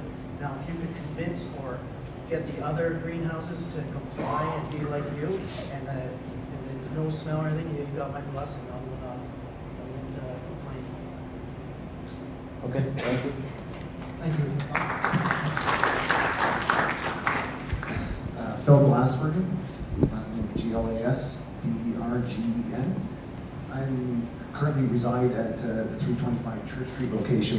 The gentleman was talking about the footpile. I also operate the operation directly in front of you, 760. So we're neighbors one way or the other, obviously our neighbors. Anyways, we also at one time we talked about there being a cucumber operation, and we also rented the facility that you guys are actually retrofitting at this point in time. So I know a little bit about the facility, obviously. I also know the lay of the land, but maybe you guys have a better idea of exactly what kind of acreage is actually part of that property. Yeah, it's 29.5 acres. Do you know how much of it is actually usable land at this moment? You know, I guess it depends on what use. When we've looked at whether an outdoor crop could be properly planted there, our assessment is we could do 10 acres for sure of some kind of crop there. In terms of the buildable square footage, I guess if you were to maximize it to be kind of this, you know, maybe 1 million square feet of greenhouse if you ever wanted to go to that extent. So, being in the business a little bit myself, not in the cannabis business, but we're growers ourselves. Obviously, I think you said there was about 300,000, 400,000 square feet of space there that you tore down. Well, that was the footprint. I think we're tearing down 204,000, give or take, and keeping the rest. So maybe you understand where I'm going with this question. You have a couple acres of operation that is going to be retrofitted and used, which is a very small part of the footprint of that property. Yeah. Obviously, with the ability of moving up to 1 million square feet. We would never do that, but yes, I guess that. Well, you say you do. That's the theoretical maximum, I would say. I'm a greenhouse operator, and my grandfather started 50 years ago with 10,000 square feet or less, and we today have over 12. It's more a macro thing for us. I think the domestic market is becoming crowded. Nevertheless, this is stage one of, if you're standing still, you're not moving forward. Yeah, fair enough. So all I'm saying is the potential for growth there is significant, and we should just all keep that in mind as well. Yeah. That's fair.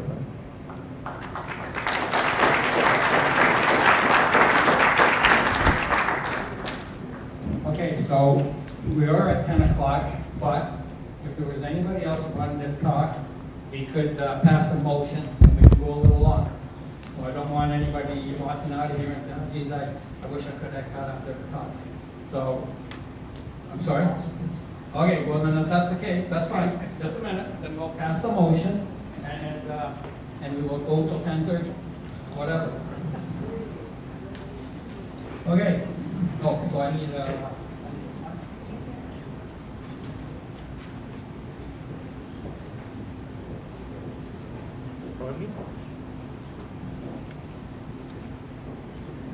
Doesn't look like we need to.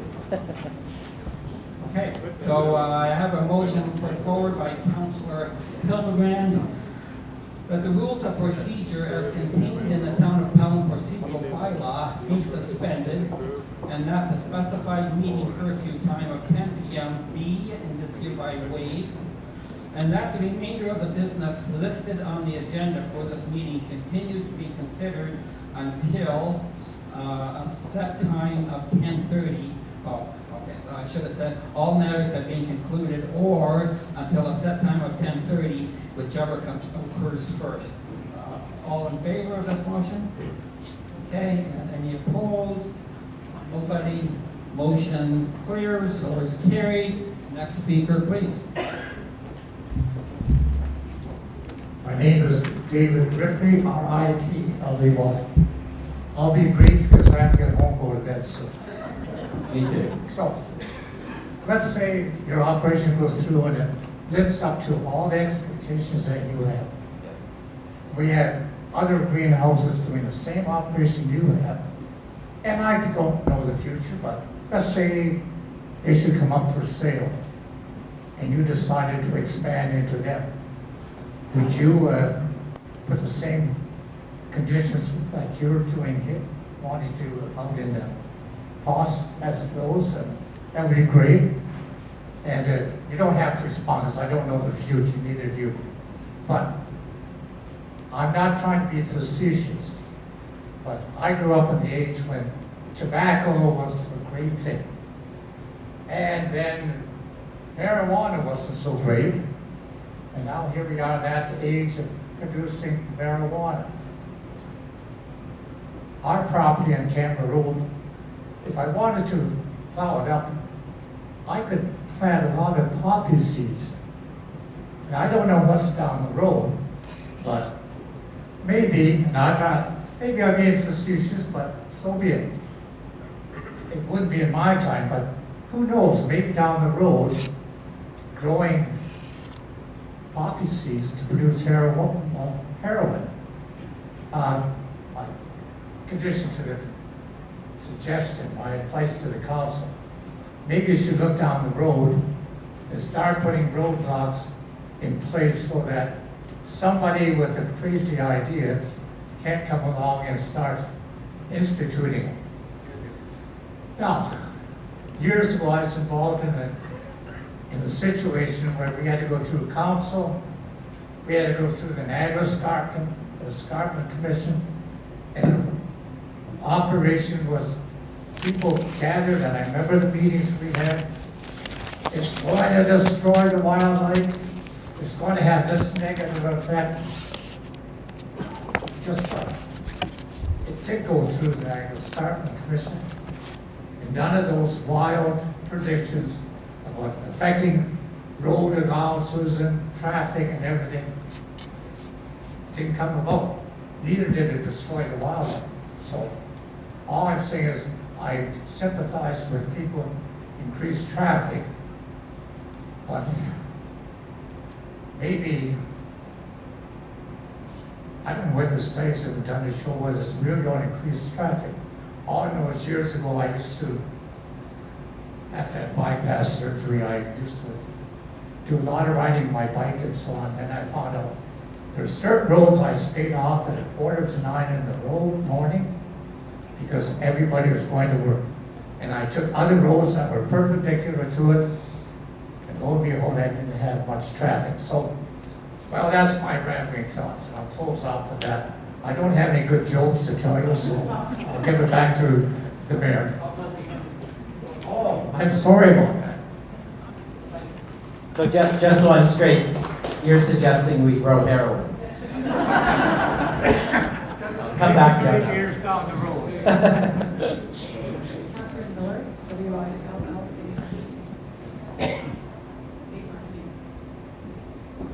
My comments are primarily for our council, I think.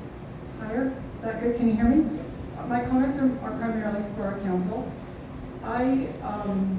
When I read the Toronto real estate pages, and many of you are from Toronto, I see that there's great pride in various communities in Toronto.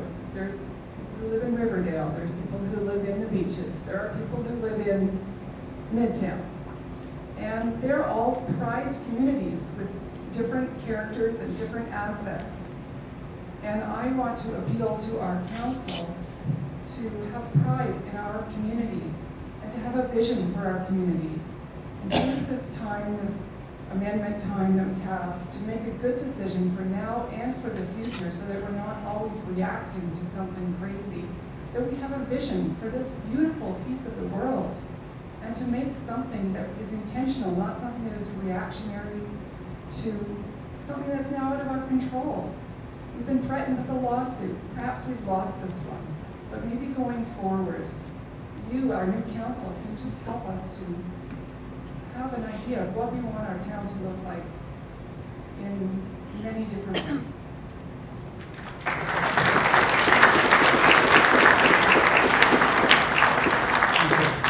And we have another gentleman. No, that's you. Thank you.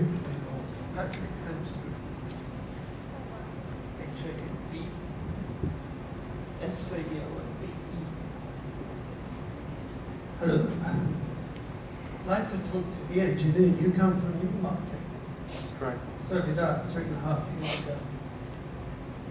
Do you remember back, I think it was about 7 or 8 years, the old Molson brewery out in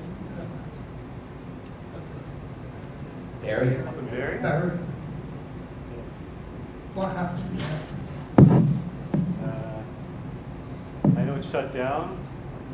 And then what happened? I don't know the details. Well, they started growing marijuana for years, and no one smoked it. How could they do it illegally? How could they do it illegally? No, without anyone smelling it. Oh. Without smoking, no one knew they were doing it. It was by accident. They actually found out they were growing stuff there. Yeah. They had a complicated system of recycling and cleaning it. They got it through heat signatures, I think. That's what beats me. How come that information isn't available to you? It's a fair question. We are, as Martin said, we're recycling 99.9% of the air, so that same concept. But and maybe this is the difference between an illegal and a not illegal, as one of your fellow townmen mentioned. We do need to bring in fresh air for the people in there, and we can't continue to bring in fresh air. But how did they do it? They were able to bring all of this stuff in. I guess I don't know Airlocked. what they were doing. Is it possible to find out? Perhaps, yes. I mean, No, it's a good. the barriers must know how to It's a very good suggestion. I understand your line of thinking. It's a good one.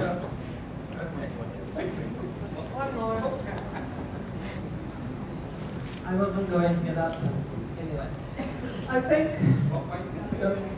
Nancy Beamer, 7th Street. I think the town and this company were both kind of caught between a rock and a hard place. You've invested lots of money so far.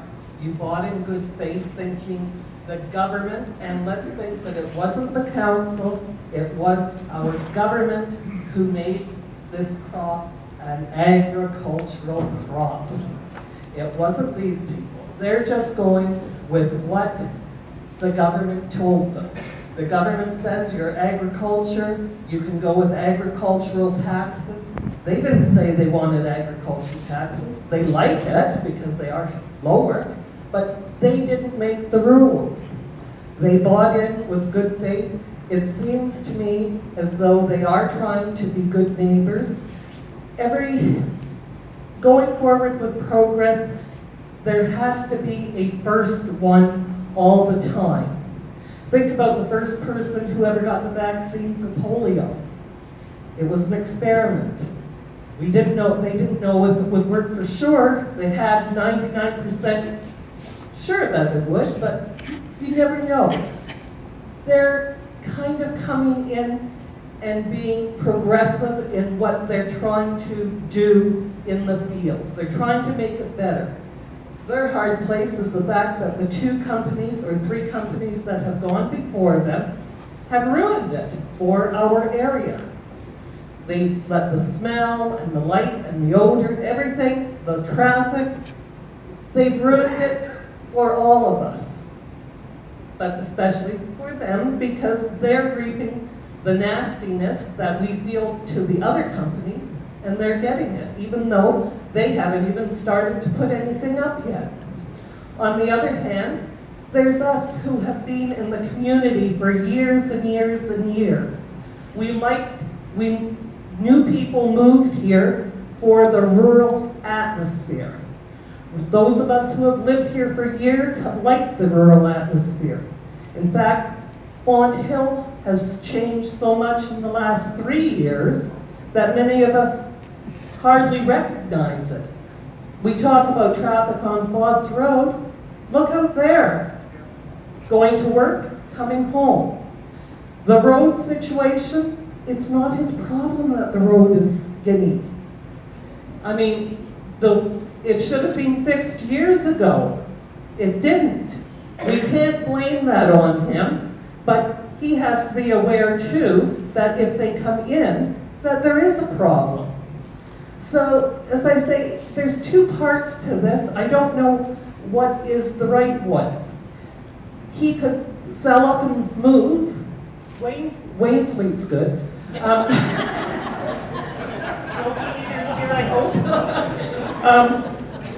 But on the other hand, if he moves out, do we get another group like CanTrust going in there and, using old technology?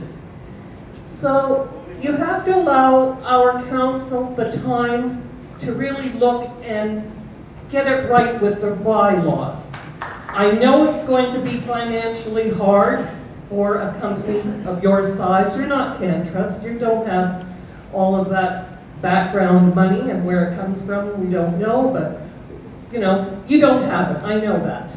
And so we have to try and be fair to you also, but we also have to live here. And the council has to be fair to us. They have to make the laws that will satisfy the group of residents, but also be fair to Progress, because Progress is here. It's not going to go away. The government said it's legal. The government says you can buy any greenhouse and put marijuana in because it's an agricultural crop. They're not doing anything that anyone else wouldn't do given the opportunity. The states went from Obama to Trump. That's all I can say.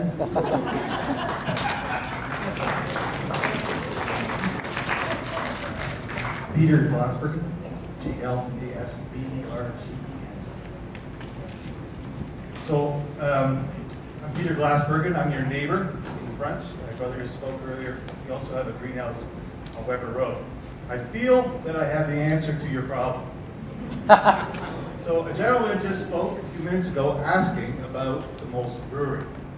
Okay? So, I know what they did there. So what they did, the guys were growing marijuana inside the beer tanks. The beer tanks were laying flat, and they had cut holes in them. They were growing them inside those tanks, right? And like he said, nobody smelt it. I bought one of those tanks, so it's for sale if you're interested. Also, Dr. Jeffs, he's still here. He mentioned that you should be out on Weber Road. We own a greenhouse on Weber Road, and we'll take stupid money for that too.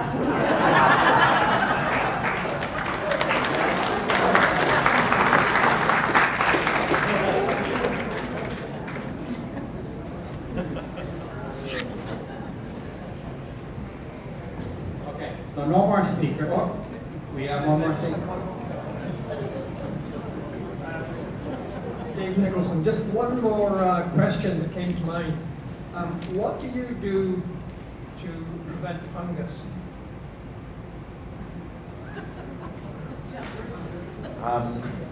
That's more a question for our master grower than for me. You want to speak to that, Master? Yes, you do. Well, I know it's a hazard for the crop. Preventative measures like airlocks in the system, gowning of personnel, sanitation protocol, there's a bunch. The worst case scenario, we get an infestation, we wipe it and start fresh with new material. I know that Health Canada now monitors fungus in the product. Yes. Which tells me that fungus is a problem and that fungicide use is a problem too, because fungicides can be very toxic. I would agree completely. We stated clearly in the presentation we have zero interest in using any chemicals on the product. Okay, so We stand by it. I'm just wondering how you avoid getting fungus in the greenhouse. The preventative measures, the fact that it's sealed, the fact that all the air is filtered, and you control the personnel from a sanitation standpoint when they enter the facility, and the laundering of the clothes on site, everything stays in the site. Typically, contamination will come from an outside source in, right? So we're mitigating that through design and mostly workflow. So if you did get fungus, what would you do? Wipe out the crop and start again. Thank you. Okay, that's it? No more speakers? So we're gonna let the presenters, it's getting late. Well, let's say you got 2 minutes to wrap it up. I'll only take 15 seconds. Thank you, everybody, for coming out. I mean, as I said before, the concerns you expressed are reasonable concerns, and we shared your views about what makes a good community. Although some of us were born in Toronto, I have a country property that I'm very proud of up in Odour, and we have issues as well up there with gravel properties and things like that, and traffic and big heavy machinery going up and down the roads. All I can tell you is that, as I said before, I don't think we're your problem. I think we're part of the solution, at least in terms of being able to lead a way and show a way to do this. And I do say that somebody said this before, if it's not us, it's going to be somebody else. And I think we're a better partner and a better neighbor than the others are likely to be. Anyway, we'll see where the chips fall, and thanks very much. Okay, that was a very long 15 seconds. Yes. Okay. Okay, so as everyone knew when you came out here tonight, there wasn't going to be a decision tonight.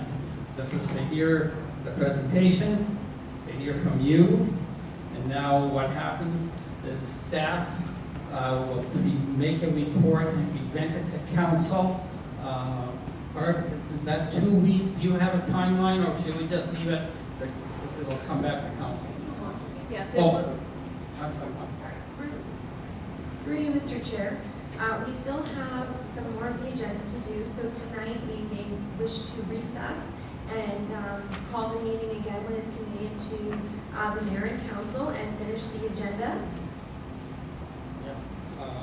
How much longer do you think this agenda is going to take? Through you, Mr. Mayor, we still have to receive the written comments from the public, and we need to give the opportunity to the committee to input. They may have questions, councilors may have questions of the applicant, and I do not know how long that may take. What time is it? Okay, wait, okay. So we got 15 minutes. I'm sorry, first of all, I cut off the director. Thank you, Mr. Mayor. Certainly, we're going to have to digest all these comments that we've received. We'll be meeting and speaking with the applicant with regards to how to address the comments, and then we will be bringing a report back to council for a recommendation. The exact timing of that, I'm not exactly sure. It will depend on how fast we can sit down and meet with the applicant and get responses together. Great, thank you. Okay, so let's see, so public input, we have that. Correspondence received from the public regarding the application.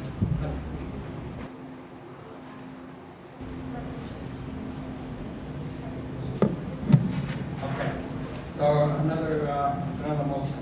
Motion put forward by Councillor Hazelgrant, and that committee receive verbal presentations made by the public for information as it pertains to this application. All those in favor of this motion? All those opposed? Great. Motion carries. Just hang on.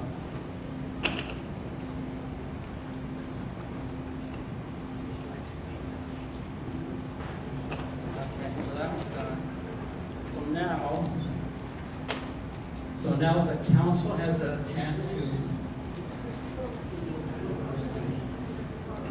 Okay. All right, another motion. Lots of motions. Motion put forward by Councilor Trophy.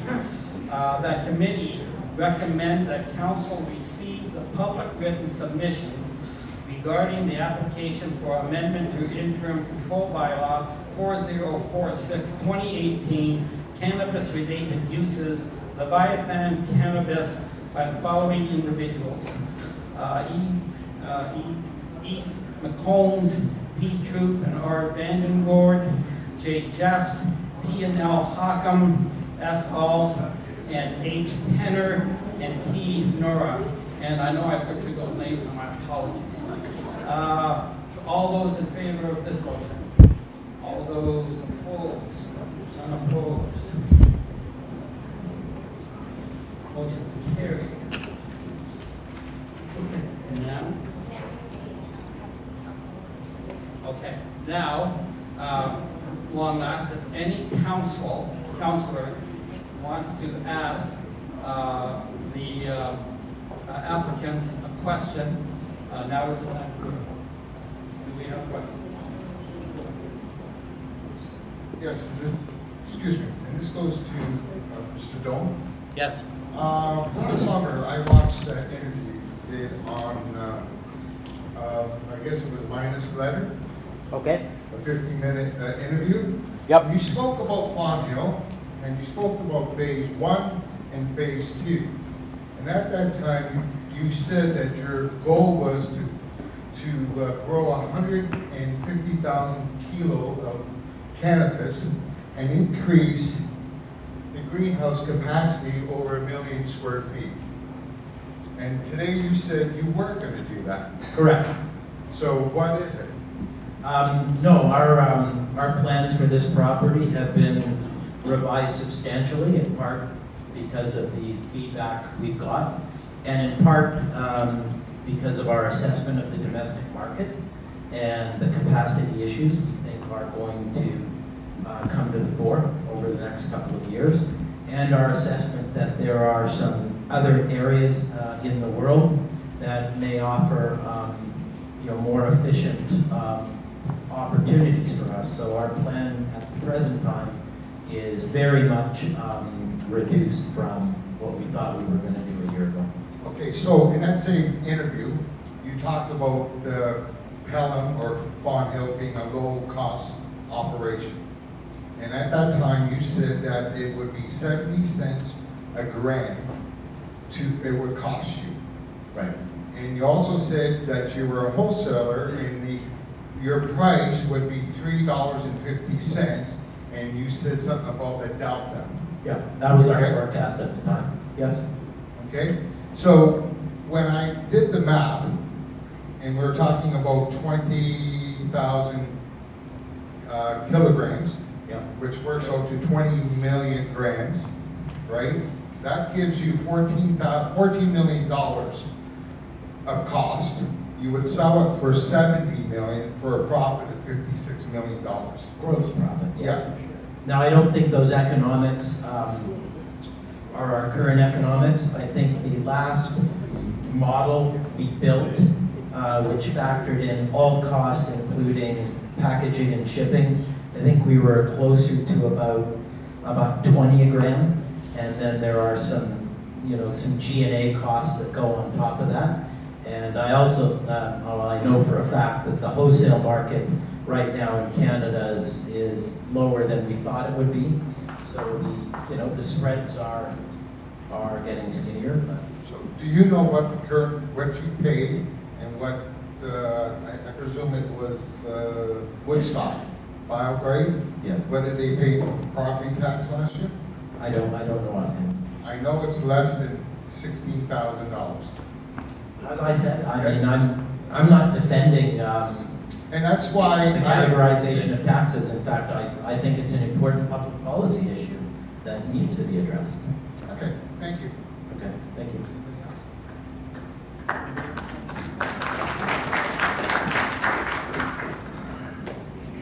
Hi, just a quick question. You mentioned earlier, somebody asked if you had another operation running and you said to check back next week. Okay, so next week, next month, whatever the time frame is that one that will be in production, or is that another one that you're planning to develop? You know, I have to be careful because we're a public company and I can't, you know, obviously be indicating things in a public forum that we have not press released. But you know, what we do say on our website and what we say repeatedly in our press releases is that, you know, we are acquisition oriented. We're constantly evaluating new opportunities.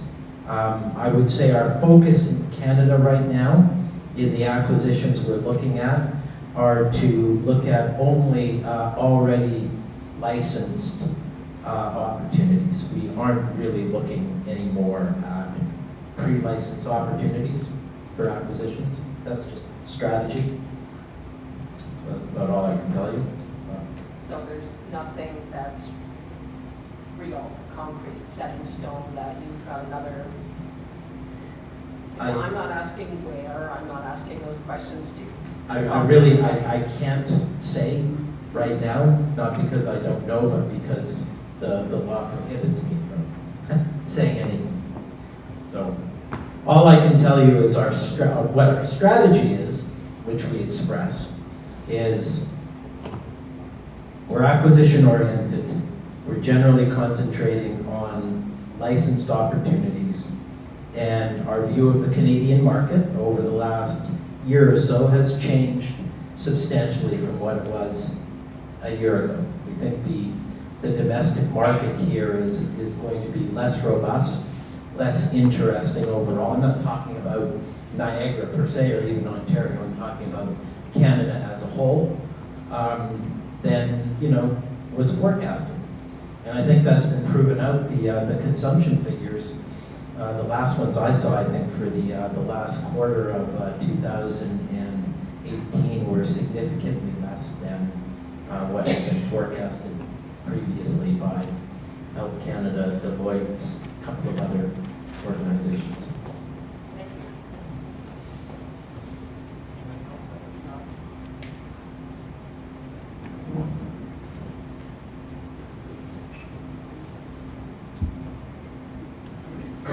How many plants would you plan on growing in your first phase? Dan? 2,000 to 3,000. Say again? 2,000 to 3,000. Okay. And how about when you get the full production? Closer to 30,000. And then when you were here back in November, you were saying that it takes approximately 3 liters of water per plant per day. Yeah, I think so. And Yeah. fully mature of the harvest stage, that's correct. And that water, you're planning on bringing that from drilled wells or ponds? It's from our ponds. Yeah, I think, you know, it was kind of echoed by somebody who knew our property quite well, that the wells are salinated to a large extent, and there appears to be more than enough water, given normal rainfall, available from the ponds. Okay, my next question would go to the director of planner. Let's say by chance this does go through. Would they still be subject as the official plan to go through any proposal to develop a greenhouse or hoop house would be subject to a site plan control to ensure that lighting, traffic, landscape, and other planning and design matters can be addressed prior to the issuance of a building permit?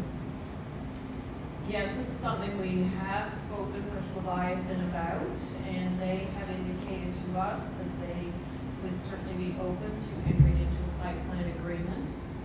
Our current site plan control bylaw does exempt greenhouses from site plan control, but Leviathan has indicated that they'd be open to it. Okay. And then because there is a problem that we all know with the sewer line there. It's out of capacity and it will not take any more residential use. If you have 70 people employed there, that's an average of 2.4 people per home. You're looking at, that would be equivalent to 70 28 more homes in that area. And I don't believe the sewers can accept that.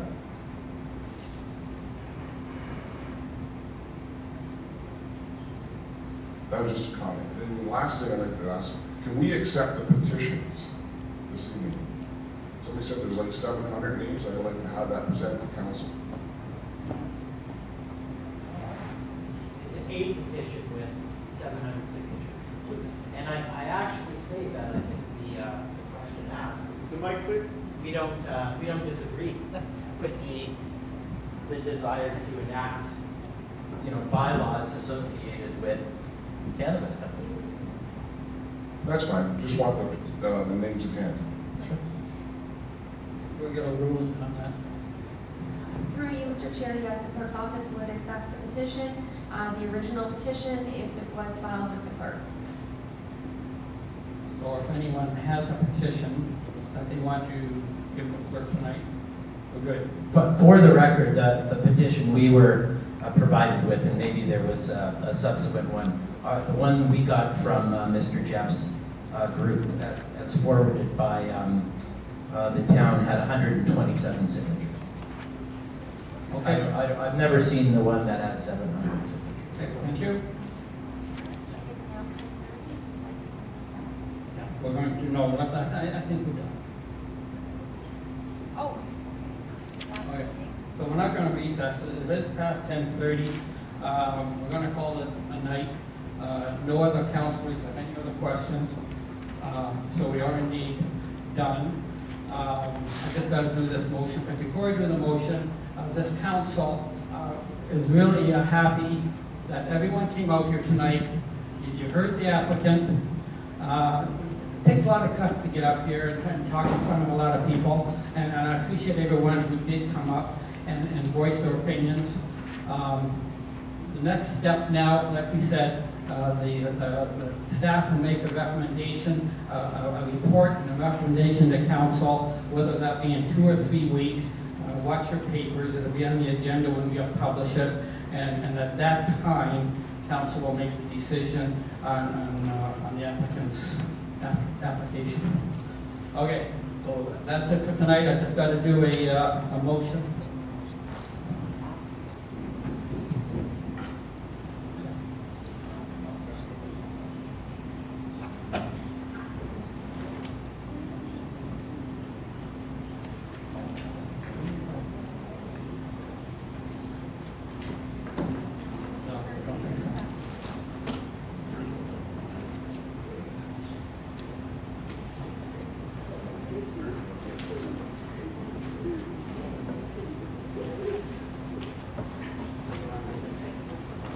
Just hang on a second.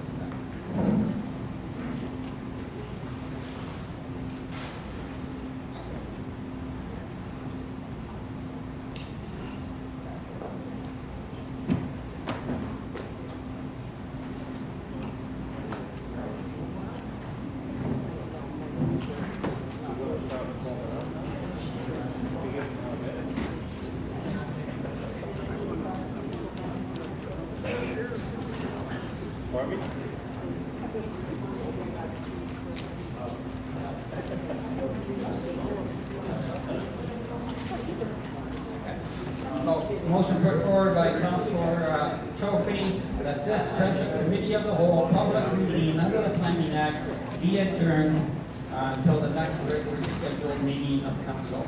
All those in favor? All those opposed? Meeting's over.